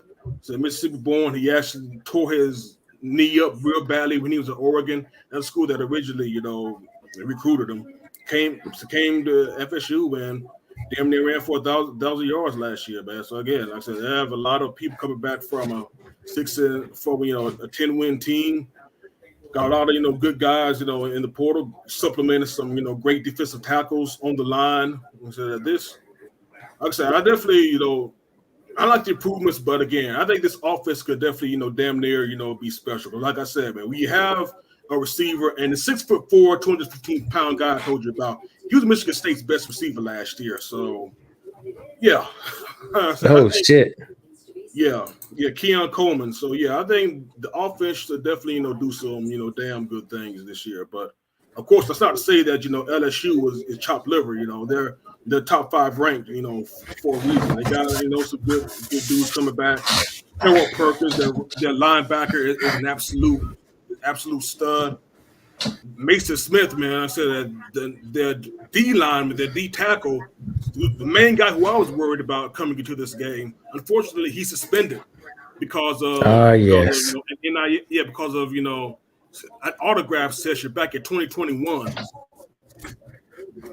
I hate the NCAA, y'all. Like I said, I know this definitely, again, NCAA is full of shit, man. For my it's not in my best interest, but still, man. But I mean, right is right, and wrong is wrong. And you now just suspending, this kid for something that happened two years ago. This week. Yeah, they just need to give Reggie Bush's trophies back.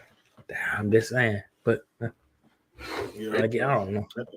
Yeah, and like I said, and of course, and LSU of course got their big time players, man. Like I said that they have left tackle. He was only a freshman. He took his lumps, but he still might be the best O lineman in the entire SEC. Definitely one of the better ones in the country. They have receivers. They might have they definitely have a top 5 wide receiver room themselves. Malik Neighbors is a name to definitely pay attention to for this Sunday. They're very good. Even though unfortunately one of their running backs got suspended for the game too, but he's been an academic liability unfortunately for like the past 2 seasons. So damn. Yeah. And they basically also rebuilt their secondary. They brought in some good transfers at cornerbacks. But the thing is though, how they're going to be able to communicate. Again, how can you? That's going to be the key issue, man. How are you going to stop? Again, how do you game plan as a D coordinator against receivers and tight ends that go 6'7", 6'4", 6'6", 6'3", 6'4"? It's like a 6'4.5" foot average across all pass catchers.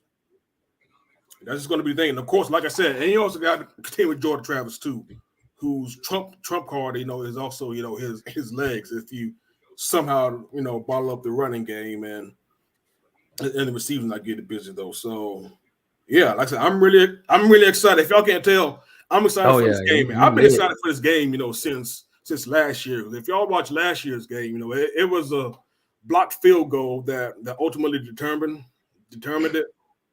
And shit, I almost wish I was in New Orleans for that game, man, because I can imagine, man. I was actually in New Orleans around that time. That shit was crazy. You did. Yep, you told me you were. Yep, you told me right. Yeah, I forgot you were, B. That's what's up, man. But it was lit. But yeah, man. So again, so your boy, is planning on being there, and y'all better believe, man. Like I said, I'm definitely going to, we're going to probably do some, some reporting live. So live at the game on Sunday. So, yes. What's up? Where is it going to be at? Orlando. Okay, cool. Okay. Yep, that's one of the reasons, man. Like shit, man. There you go. That's what's up. Yeah, man. Not far from here at all, man. So it's like, shoot, man. I might as well, just travel, man. Again, a top 10. Oh yeah, top 10 matchup. Yeah, in your backyard. Absolutely, I'm gonna be there. Yeah, that's a no-brainer. Duh. Yeah. You're gonna have to get that. That should be fun. It's gonna be interesting. Yeah. You made a good case for FSU, so see what happens, man. Yeah. Like I said, I got Florida State winning. So now. Okay. Yeah. Like I haven't really jumped back into we were talking about it on the last Super Show with LSU. So is Brian Kelly got returning people? Yeah, that's what I'm saying. Yeah, they return a lot too. Yeah, that's the thing about it, man. Everybody who I pretty much talked about, except for their secondary, I think they have a lot of their returning D linemen. They return their entire offensive line. They return their quarterback. So, like I said, I definitely I'll give big props, or at least big I weigh returning quarterbacks in terms of teams that can actually compete for big prizes. Yeah, I definitely look at returning quarterbacks. Again, their number one receivers return. Yeah. Really all 3 of their receivers have returned as well. I think again, there's a reason why people have them as a playoff contender. I think I said it, man. I think they should be, maybe not should be, but again, if they win the SEC West again, it wouldn't surprise me. Yeah, me either. Again, people expect LSU's probably has a little bit more hype coming in than even FSU now, but I think again, man, this should be an absolute war of attrition. Like I said, this one I think is definitely going to rival what we saw last year in New Orleans. Again, I don't think either team has that big of advantage over each other. But again, even in my pick, I think FSU is going to win because of the fact that I think Jordan Travis is going to make more plays than Jaden Daniels. I think it's the only knock on him is the fact that he's still slow on actually pulling the trigger in the camera. I mean, he's shown to be a great quarterback, but there's still some things to his game to where he still needs to actually trust his arm more than just bail out and take the easy way out, so to speak. And I think here's another thing too. I think is actually going to be something to look at, because I've heard about. I don't know if y'all did either, man, but there were actually several scraps, and of course, if there's no fighting doing these fall camps, man, then you're probably not doing fall camp right if it's not like a couple of fights though. But there was at least one fight during the LSU fall camp that was like it wasn't a fight between like brothers, and of course you fight with your family, you do it, man. Like I said, and then you go to your corners, so just get some water, man. Spray the water on yourself, man. Cool off. And you're good like 5 minutes later. This was like a fight between like the entire team, and like 20 dudes like got kicked out of practice. And one of them, was their star linebacker, Harold Perkins. The reason I bring him up, I'm not trying to pick on the kid, but the kid, even last year, if y'all go back to watch, actually we watched the game not too long ago. Yeah, y'all, I'm ready for football season. I'm not afraid to admit it. But on special teams, one of FSU's up men actually, he said something to him. He got into his face, and Perkins, much faced him, in the face mask in front of the referees. And the referee, of course, threw the 15-yard penalty. And again, this is one of the things that just shows you, I wouldn't be surprised if Mike has a few things to, get under his skin. Because that's the thing about it. Control is going to be the thing that's going to also win this game too, man. You can't make stupid penalties against teams, that are that good. Either way, like I said, that the boneheaded mistakes, the mental lapses is going to play a critical part in this game too. And if you happen to have that 15-yard penalty that ultimately leads to, a game-winning field goal or some other, big-time play, that might be your ass. I'm just saying. Yes, that's going to be one thing to look for too. Besides, the X's and O's, the little intangibles, the little things that the coaches try to get through during camp. Also, yeah, like I said, I feel like it's in the end result is going to be, in the words of Jim Ross, a barn burner. So a slobber knocker, good old slobber. You know what I'm saying? So it should be fun. I can't. Both teams look like they have the equal rights to say they. So it should be a. Oh yeah, it should be a. Well, that's what's up. Like I said, man, it definitely should be. Again, you don't have to be a fan of both teams, to just enjoy this game. Like I said, I'm just going because I said I'm definitely said a FSU fan. I'm going to support them, man. But again, this is just good football. Like I said, we don't see good. We don't see this type of opening weekend matchup like this, Harley. This is why they got it. That's the only teams they got it set up so it could be like that, where everything else is like, okay, slowly, gradually pulling you in, kind of preseason, as you say, for the teams that they want to see later on in the year. They don't want them coming out swinging hard and then get injured and something. Let's play some lower tier teams to kind of get yourselves ready. Preseason game one, as they always do for college football. So you can see it like that, as to why these games are kind of like, okay, what happened to these other top tier teams against each other? Oh yeah, so that definitely should be a fun one. And like I told y'all, man, my name is Andre Rison. Oh shit! Shit. Stupid, man. Damn. Yeah. Let's move on to the next topic. We had had a lot going on last week. Lost Terry Funk and we lost Bray Wyatt. Hold on, before we go on to Bray, man, so we might as well speak on the since King Leon is here. We might as well get into since we're sticking on football, get into. Oh yeah. Yep. So get into these these preseason cuts. Yeah. Preseason cuts, yeah. Yeah, man. I said some of the most surprising ones. I know you want to talk about a particular one, Ronaldo, but some of the most surprising ones was, Doug Peterson cutting his own son. That's funny. Apparently he's on the practice squad. I mean, that makes sense. I can see that. But you know what? At least give Doug credit, man. He's like, he ain't got game, man. Ain't no nepotism over here, man. So hey, I'll give Doug Peterson credit for it. I'm about to say, can't say that about the Cowboys, who has some nepotism going on with Deuce Vaughn. You know what I'm saying? The Deuce Vaughn kind of keeping the guy, the scout from the Cowboys, keeping his son on the team. In fact, he's the one that called him and said, "Hey, he's going to the Cowboys," and his little 5'2" ass is playing around. He's looking kind of good though. So yeah, he also great on that field, but that's cool. I think that two of the other ones that was crazy was the Arizona Cardinals cutting Colt McCoy and the Patriots cutting Bailey Zappi. And the other guy. Yep, they sure did. I forgot, man. I forgot who was the other dude they cut too, man. But yeah, I remember they cut. Yeah. Oh yeah, Malik Cunningham, because they only got one quarterback on their roster now. Yeah. Well, I want to say they probably did the same thing that Doug Peterson did and put him back onto the squad as like practice squad or slash. Yeah, because that's what they do a lot of times. A lot of those guys do get brought back to practice squad. So yeah. But it was for that moment, Bill Belichick like, this is your team. This is your team, Mac Jones, and then that's it. You got no backups. You got shit. So you're going to do it. That's all you got. That's all. That's it. Gus Houston, and here go Zeke Elliott. That's all you get. Goodbye. Well. Okay. And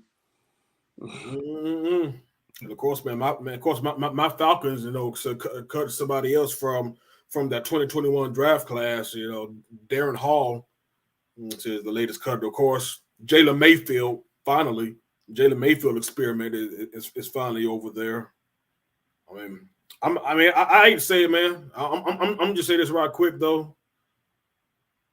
I'm sorry. It does not give me a lot of confidence that the first regime's the new regime's first draft class only has half of them dudes gone. And the guy who you drafted fourth is still unknown. I'm just saying. Look, he's kind of like he was like the top tier of fantasy picks, but now he's kind of not. So it's like, what have you done for me lately, Mr. Pitts?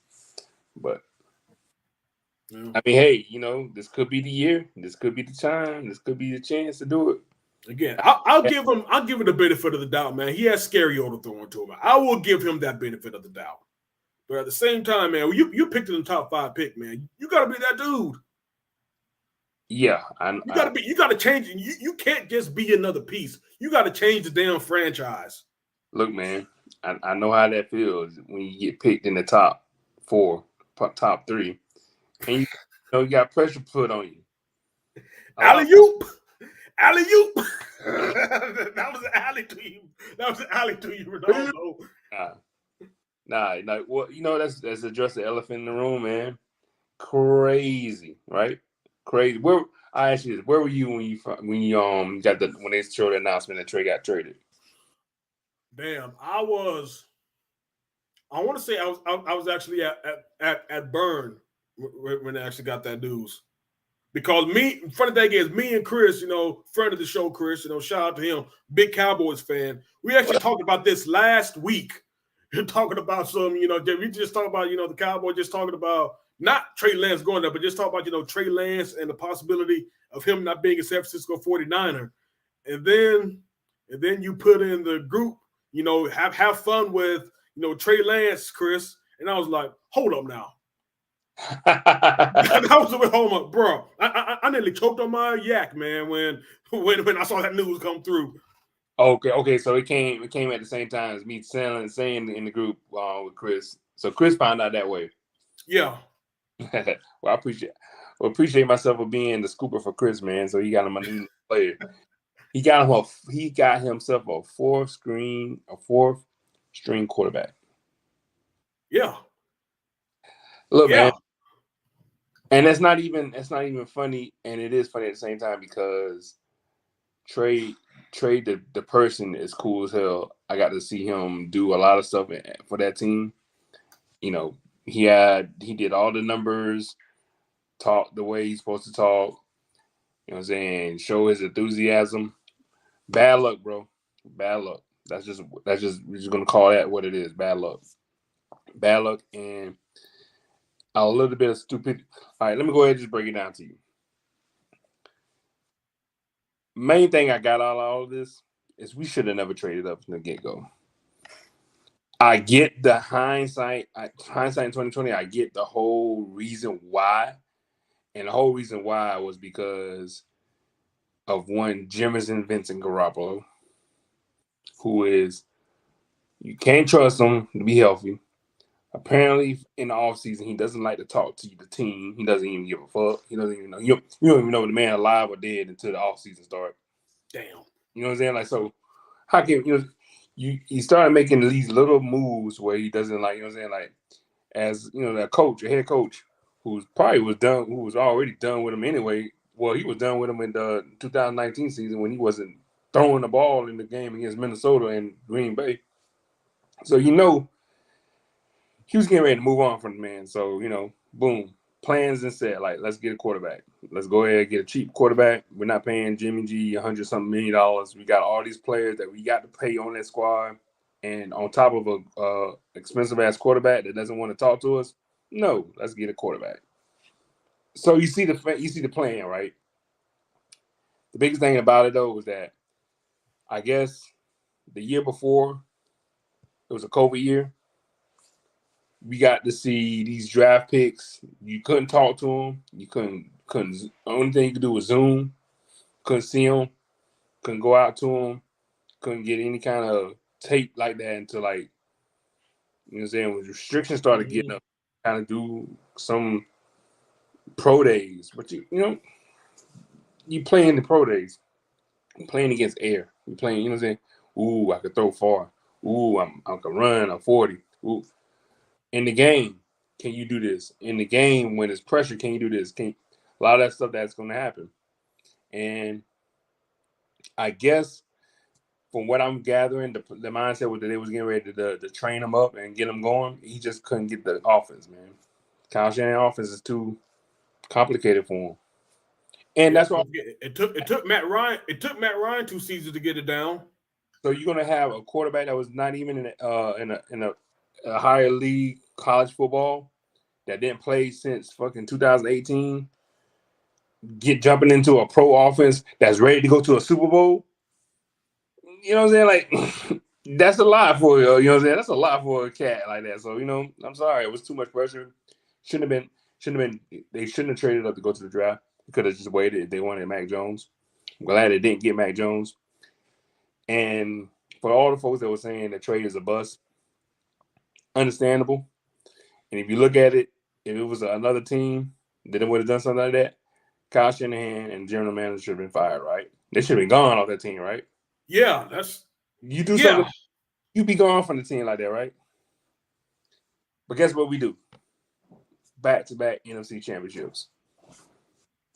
That's the thing about it, though. I was just about to say, man, how far is this rant going to go? Considering that, like you said, man, and I end the rant like that because for people that wanted to throw egg on it, yeah, bad trade, bad pick, messed up.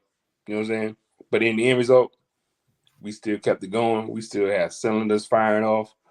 We ended up actually picking the quarterback that he really wanted as the last pick. The irony of it all. The last pick of the draft was the quarterback that we got. And that was the quarterback that was supposed to be who it was supposed to be. So, it's what it is. Yeah, I was about to say, man, again, I did traded away 3 first-rounders to go up to get Trey Lance. And at the end of the day, it's going to be the most inconsequential, inconsequential bad move that I was made. In the group chat, like, this is like the craziest move that did not end up being a disaster. Well, we still got to see what happened with Trey this year. Like, look, I am like, all right, I can see why he did. Like, we traded him, like, we got rid of him, like, period. And we got Sam Darnold in his place. So I'm like, all right, Kyle. This is it. You got to prove what it is now, man. This is like really for real Super Bowl or bust. Like, because if it's anything but, and then Brock Purdy turned out to be crap, you got rid of this the third pick of the draft that you did. You just got He pushed him out. He told him to go to Dallas. So, and would be it as it may, something could happen to him where he can be good. But then on the other end of it too, like he couldn't beat out Sam Darnold. So he couldn't beat out Sam Darnold. Then. Yeah.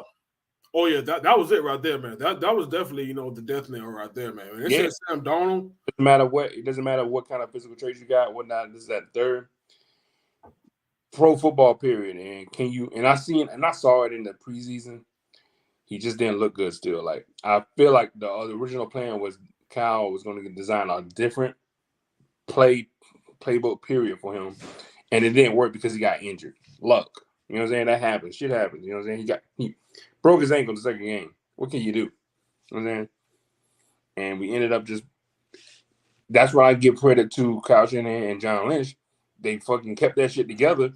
Matter of fact, they went out and got Christian McCaffrey, and we went to the NFC Championship again. So boom. And they're like, look, we messed up one time, count it what it is, count it as a failure, take accountability for it, and go. So now we're moving on, First round picks are first round picks. It is what it is, but we made up for them first round picks by getting a Fred Warner in the fifth round. I mean, the fourth round. George Kittle in the fifth round. Tyler Hufanga in the third round. You know what I'm saying? All these all pro picks that we drafted. So, it's not like we're looking stupid. It just is what it is. And I'm cool with that. that is my rant. I'm cool with that. I'm glad Jimmy's gone. I'm glad this whole situation with Trey's over with. Wish nothing but the best for him. I want him to be the best. I got his jersey. I want him to be the best quarterback in the world. But it didn't happen. So ultimately, I'm with the team. So whoever's understanding the team, that's who I'm rolling with. So it is what it is. Yeah, it is what it is, man. But yeah, that just shows you that again, scouting is not an exact science, but at the same time, though, it's still. You still just can't go off of traits alone, especially if the quarterback who you have, again, sunk considerable resources into trying to get, he's played less than 500 snaps between high school and the NFL. That is not ideal. Yeah, that and I'm going to continue. Like, as much as I give praise to them, I'm going to give them that flat too. Like, y'all motherfuckers should have just chilled at 12, not even worry about it. But I see in hindsight again, 2020, you're trying to get your quarterback. I also noticed that y'all was wanting to get Trey Lance. Y'all also knew Bill Belichick ass he'll like to trade up like a motherfucker to get Mac Jones. So if y'all would have picked Trey and we still would have stayed at 12, here comes Bill Belichick going to jump in front of us because he know we was going to grab him. So it's a game of checkers and chess, right? Like the moves are being made, so you had to do what you got to do. I wish they would have had a better understanding of these quarterbacks because really the only quarterback that's been proven good so far is Trevor Lawrence. And everybody else, and we might see something with Justin Fields this year. But, you know what I'm saying? We would have stayed back, and we eventually did that. We just did that a year later, and we got the quarterback that we wanted. What we would have done with those picks, who would have known? But we also are not good at getting first-round picks for whatever reason. Besides the alley-oop, that was Nick Bosa, who, by the way, is still not signed. He's still not signed, yep. Neither him or Chris Jones, which is absolutely wild. I always say this for whatever reason, we have the fun, the craziest offseason. As a fan, you're going to have some Tums, some shit that can kind of calm your nerves because you got this wild stuff going on, culminating up into the first game of the season. So I always say, like, each year should be crazy. Each year should not be crazier than the last because last year was crazy with the Debo shit. This year, we got all this going on. So I'm like, all right, man, let's get it together. But then again, if it wasn't crazy, we might not have a good season. So bring on the crazy. Bring all the Super Bowl or bust now. That's all we can say. The team is ready. We're bringing back pretty much everybody. Got kind of better on defense because we picked up Javon Hargrave. So you know what I'm saying? Like that's almost damn cheap. And Brock Purdy is healthy. Like people might think like he's not healthy. He's healthy. He's ready to go. And this is the same Brock Purdy that won 8 games last year.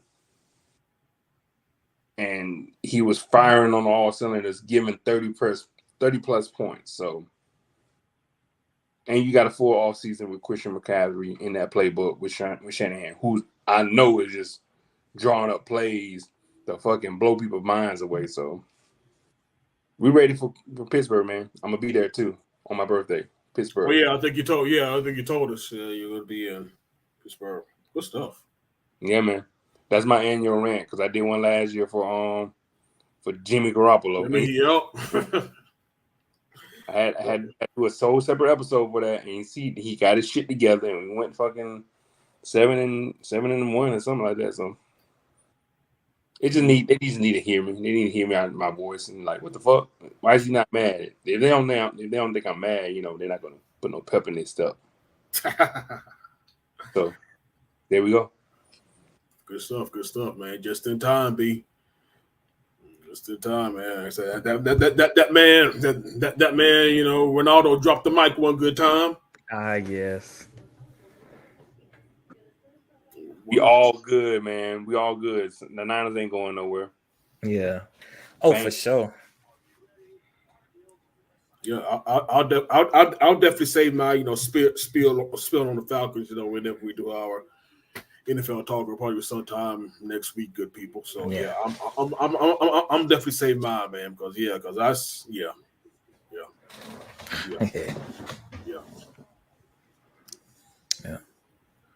Yeah, so where we at right now? I know we was talking about. Oh yeah, we was talking about. Oh, Bray. We had some. How it was a crazy week last week with all these passings, Terry Funk, and then Bray Wyatt. But I'm gonna start off with Terry Funk, man. I was like, he loved to be. Who was gonna be with all the crazy shit he used to damn do. I thought it would have been like way sooner than that. So, I still remember when he wrestled with Cactus Jack, which is hilarious, man. It's just like much later in his career. Yeah, them together was down there like Bert and Ernie. It's like him and Sabu. So that too. Yeah. Oh, fun fact, B. Did you know that Terry Funk was in Dan Roadhouse? Was he the one? Was he that one that was one of Brad Wesley's guys? Yeah. That's who that was. Oh, yeah. The one at the very beginning, man. Talking about if you're not drinking, you out of here too. Yep, that's him. Oh, yeah. That's who that. I was like, hold on. I was like, I knew that dude's familiar, man, but yeah, it just never gotten dawned on me. Man, yeah, that was Terry Funk, bro. Oh shit. That was him too. That was him. That was Terry Funk. If you're not drinking, you're out. Yep, that was him. Yeah, that was a classic right there. Roadhouse. That was a good movie. Yes, it was. Yeah, it As was. actually a remake coming out too with Jake Gyllenhaal. With who? Jake. I did not catch that. Okay. Yeah. Yes, and yeah, it's coming. It's coming. That's all I'm gonna say. With Jake Gyllenhaal, man, they got a serious actor for him. And he's zooted up like he's fucking ripped. So like, okay, he's playing the Patrick Swayze's character. Remember the Family Guy one with they did Roadhouse. Yeah, that's what I'm saying. Roadhouse. Roundhouse kicking everybody. Yeah, that was crazy. Man, he was cool. I enjoyed him. I enjoyed everything he did with Mick Foley, Terry, with Cactus Jack and all that. They had chemistry together. Yeah, they did. That match when they had him, when they put him in, when both of them was in that big in that trash tank, yeah, that dumpster, in the dumpster, yeah. That shit was wild. I was like, yeah, these fools will do any damn thing. Do anything for clout. They did, and look, man, wasn't he the hardcore champion a couple times? Yeah, I was about to say, man, yeah. They're both, hardcore, tag team champions, man. Yeah, man, that was again the attitude era, man. What a time to be alive. Yes, indeed. Everybody wanted that crappy belt. She had duct tape on it. It shit had duct tape on it, y'all. That became even crazy. It was a joke that became a real thing. Like, you know what I'm saying? I was right. Here you go, a piece of shit belt. But he's like, I'm gonna take this and I'm gonna make this the best thing ever, and he did. So Again, like I said, when you take it seriously, man, yeah, then you actually put, or at least give him material, to help you get over, then yeah. Yep. Absolutely, great things. Yeah, I agree. But yeah, definitely Terry Funk will definitely be missed. And the same goes for Bray Wyatt, which was a definitely complete shocker. It's like, yeah, it's AKA Wyndham. It's AKA Wyndham Rotunda. We also lost Husky Harris too. So I don't know. I'm trying to really be serious, but yeah. Yeah, but yeah, he was. Yeah. Yeah. He was only 36, man. He was younger than us, man. That's the right. That's always the thing about it, man. Just losing. Yeah, somebody losing life that young, especially when they have so much more to give on this earth. That's true. It always hits you, man. In fact, I was actually talking to Smuff on the Armbar group chat, and he said it perfectly, man. That this hit just as hard as Brody Lee, aka Luke Harper's death, man. It's definitely definitely the same vibes, and in fact, I'll even go on, bigger, man. It almost reminded me of when I first heard that Kobe, got killed. Oh hell yeah! That's how it almost hit me, man. Because it was just one of those things, again, you weren't expecting it because you kept hearing, that he was going to come back. He was coming back, but he was battling some sort of life-threatening illness, and then you just found out, man, it was just heart attack due to complications of COVID. But not just that, man, and the circumstances got even sadder, and it was found out that he was actually given a defibrillator that you could actually wear just in case you get cardiac arrest that can actually help revive you at the moment. And he was advised to wear it at all times because again that's why they're called complications. He was like fine after a few months. Then a few months later that's when apparently his complications started flaring, and he was prescribed this walking defibrillator, but one time, he took it off to take a nap, and unfortunately, he didn't wake up from that nap. Yeah, that is crazy. That sucks.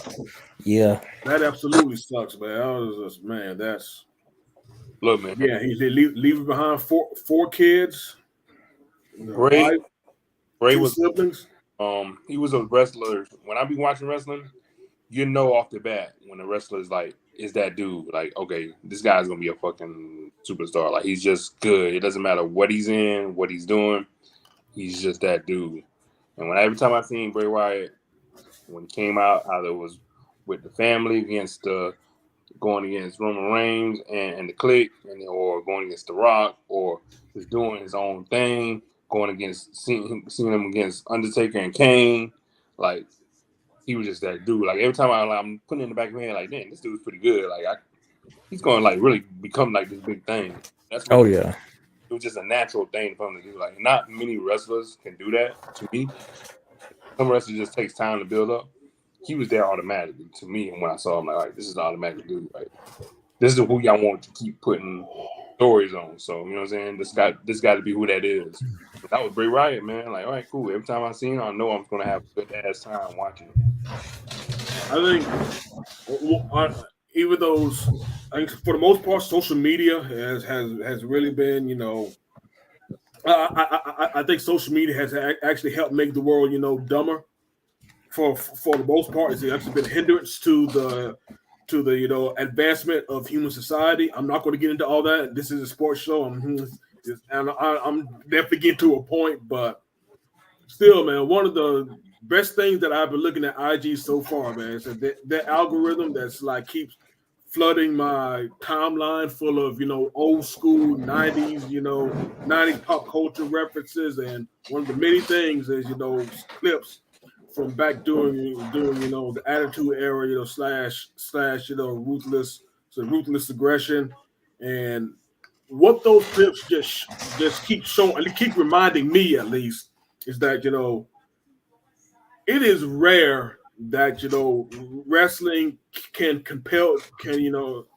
be as compelling, or that something just grips you by that. We really took for granted that Monday Night Raw and SmackDown was must-see TV every week. You can't miss up. You had to be there, to see exactly what'll go down. And like I said, not again every week, man. Not you couldn't take a week off. You couldn't take a week off, man, because you would be missing classics during this time if you did. And unfortunately, holidays, everything, Christmas, it was on. So you had to be. It was on. You was on. So yeah, you're right. Oh yeah, like I said, and again, so when something compelling comes up in this day and age, like you said, Ronaldo, you know it from jump. You know something that'll grip you, man, and then you're like, okay, this is definitely different. This is definitely, the wrestling that I remember, growing up on.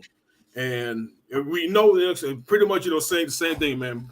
Bray definitely embodied that. And I think one of the things that actually put me on to Bray, and this was actually before he even wrestled his first match, with the WWE affiliated, program. This is actually back during the FCW days. That's Florida Championship Wrestling, the precursor to NXT. Ooh. He actually cut a promo in his, in his original, cult leader Bray Wyatt gimmick. And he was basically giving a story about how he grew up with his dad, or whatever. How he talked about his dad was a mean man, and then he said that again, long story short, he eventually his daddy owned a shrimp boat, and Bray eventually burned that shrimp boat with his daddy on it. And he said that he was going to treat wrestlers just like he burned his dad on his shrimping boat. And that's like, okay, this dude needs to be called up now. Yeah, it's like this dude needs to be called up now. like forget everything. We need to see this dude, man. I still remember when he debuted, man. Face, you know what I'm saying? Like you go against another wrestler and you talk your talk. You going against the greats like The Rock, and he had all this like solid face, like I'm gonna talk shit to you. I don't care who you is. Did that superstar holding your rope, holding that water, so you would have been with that shit. Oh, absolutely, man. And I'm gonna end my tribute with this. And I think we all know that he was known for his promos. He was definitely one of the better promos in the entire WWE. And I think unfortunately, I don't want to make this a big debate about what could have been for Bray Wyatt, because even though he definitely had some there were some bumps along his WWE road, no doubt, but he still definitely accomplished more than a lot of wrestlers would have at the time, man. 3-time world champion. He literally had the WWE in his hands, back when he was that dude. Back when when the Fiend debuted, man, like I said, that he was definitely that dude. But I think that his creativity almost seemed wasted on the medium of professional wrestling. Because I don't know if y'all remember, but he was supposedly working on the movie before he was called back to the WWE. He got fired doing those cuts back before Triple H took over. The year before Triple H took over. He was one of the more shocking cuts, doing the WWE at that time, and he got rehired, when Triple H, took over, creative for that brief period of time. But he was actually compared. I read somebody on Twitter compare him to Andy Kaufman, and it's like, damn, that's I was about to say that's definitely something you would definitely appreciate, Ronaldo. I can see that. Yeah, so he was, just a genius who almost. way ahead of his time, and like I said, almost wasted on the medium of professional wrestling. But again, I'm glad that he had a father and uncles who were a bit bigger to it, and definitely shared his gift with us. And I'm just in my tribute on this quote, doing one of his promos again against the Shield. And that absolutely, and that great program. In this one program, he said this, Jim, and during this feud, he said that I will build my empire next to the sea so I can laugh from my throne as my enemies drown. Ah, yes. Bars. Yeah. Bars. He spin. Bars. Bars. That's it. That's all I got, y'all. Ah, damn. All I got. One of the greats, man. Gonna miss him. I'm glad he got glad he did get his flowers. You know what I'm saying? I hated that it had to come because of the death. But you know what I'm saying? We're gonna have a lot of stuff to watch. I got his downloadable pack on WWE 2K24. I'm good. I'm riding with it. Ah, yes. Man, I got the DLC with it. I'm you know what I'm saying? I'm playing with him. I'm gonna do a special match for him tonight, matter of fact. And record it. Sure. Ah, yes. Shout out to WWE 2K24. But definitely not a shout out to the guy who was on part of the US. I guess he was on the US track team. Yeah. And France's basketball player Evan Fournier talking about if you participate in the World Cup or even the Olympics and win, you have right to call yourself world championship. The way I look is NBA champions is just a title. I'm like, first thing first. Hold on, B. Yeah. Before we go back, man, but let's catch people up on what Noah Lyles said, because this is pretty much before that you guy. Just pretty much,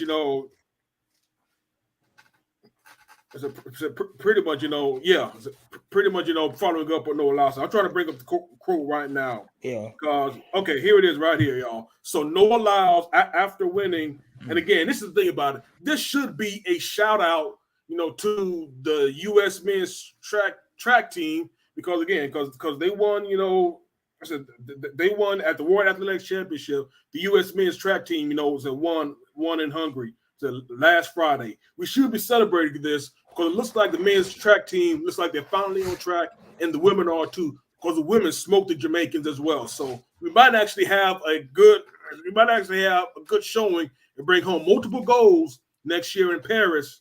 But it was overshadowed because Mr. Lyles started feeling himself after he won the 200-meter event, at the World Athletics Championships. So following his victory on the podium, again, like I said, feeling himself, he, for some reason, had, in his mind to say this quote: "I have to watch the NBA Finals, and they have world champion on their heads," Lyles said. World champion of what?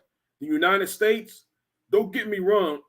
I love the U.S. at times, but that ain't the world. We are the world. We have almost every country out here fighting, get thriving, get putting on the flag to show that they are represented. There ain't no flags in the NBA. Yeah. Dude's a clown. Yeah, so again, some NBA players definitely had umbrage with this quote. Kevin Durant of the Phoenix Suns went on his Instagram, simple, somebody help this brother. Right. That's what he put. Somebody help this brother. And in addition, Durant's teammate, Devin Booker, he had a facepalm emoji in reaction to Lyles' controversial comments. Aaron Gordon of the Denver Nuggets also had it too. But Aaron Gordon was actually, he definitely got beyond his steez too, talking about something. He wanted to challenge Lyles to a 200-meter race. Slow your roll, son. Slow your roll. Yeah. Slow your roll, though. But then again, the list goes on. Bam Adebayo was saying, somebody going to tell him in reference to the fact that, this is the main thing that I have, with the quote. No, Lyles said this, like the best players in the entire world don't play in the NBA right now. It's like, and we know that they don't have to wave a flag because we know what countries they're from. Yeah. Again, ain't nobody playing, in any of these, Euro leagues, man. Like I said, these Euro leagues don't have the best players in the world. It's a damn, overtime. Overtime. So what's the joint that's in Atlantic Station right now? Overtime Elite. Yeah. They don't have the best players in the world. The best players in the entire world, not just the U.S. The best players in the world come to play for the NBA. Yeah, That is true. Any NBA franchise, again, the Denver Nuggets could work any national team on the world stage. Yeah. That's an easy gold medal if the Denver Nuggets, if the Denver Nuggets were playing in the Olympics for the U.S. team. Right. That's an easy gold medal for the Nuggets. For These sure. are the best players in the world, and you getting, some man again. Like I said, the dude was feeling himself. The dude was feeling himself, and again, you don't have to, fly a flag again. A lot of these guys know where you are. We know Jokic is from Serbia because he goes back to Serbia every damn offseason. Yep. He's still partying in Serbia right now. So we know where yes. these guys from, and again, the best player in the world. And again, with Evan Fournier, I said him too. Like you said, B, this is a guy who hasn't sniffed a damn, damn world title. Hey, right. He hasn't sniffed it, an NBA title, and he has the audacity to come on talking about something. It's just a title. Maybe that's why he doesn't have a ring in the NBA. Yeah, and he just looks at it as a title. And he haven't won a gold medal either. Nope, so definitely ain't world championship. You're not a world champion in shit, dude. Nope. I mean, the big thing was him saying of what USA. Like, I mean, a smart person would also say, like, well, the Toronto Raptors won the championship. They're not from the USA. Nope. I forgot about that. Was it like, clout, man? Clout is the devil and the drug. So watch what you say before you get on TV and wants to say some notes because you're going to get the reaction. Yeah, he know what he was doing. Yeah, come on, man. Yeah, like I said, again, like I said, I'm glad.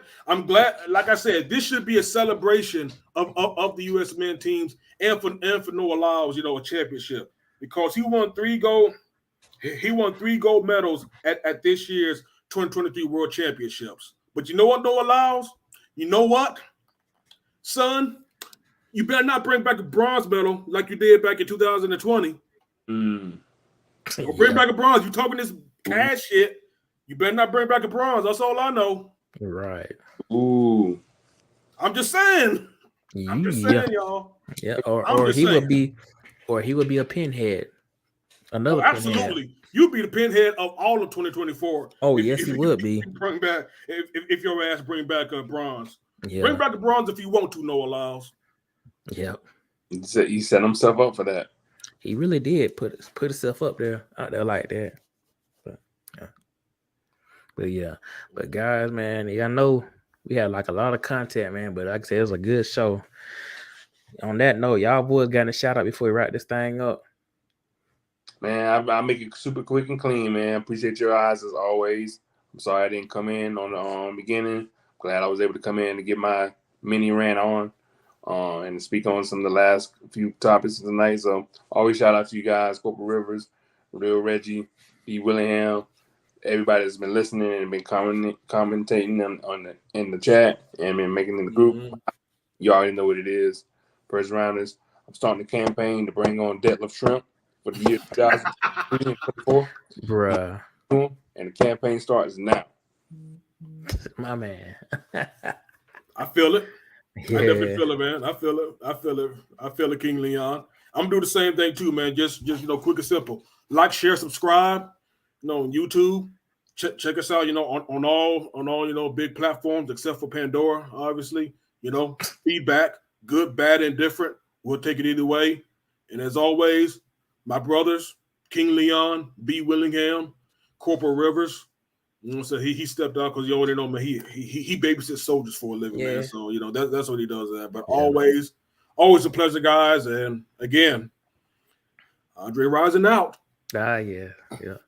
And I just got a shout out to for Occasions Atlanta. We got the best wedding venue for Johns Creek and Duluth area. So shout out to me and my wife for that. Mostly my wife. And we're in the process of trying to get some shirts, get these t-shirts in. So we'll have some. Yeah, we'll have more details on that coming soon. The merch is back. The merch is back. Yes, and it's hot. Yes, it's gonna be hot. Oh yeah, man. Like I said, support the campaign. The campaign's returning. Yes, indeed, it is returning. But on that note, I ain't got too much else to say, man. Y'all boys have a good weekend, and be safe out there in the streets, Reggie. Yeah. Andre Rison, my bad. This is Lamaka James, and I am out. Out in the NFL. Have a good Labor Day, y'all. All right, peace out.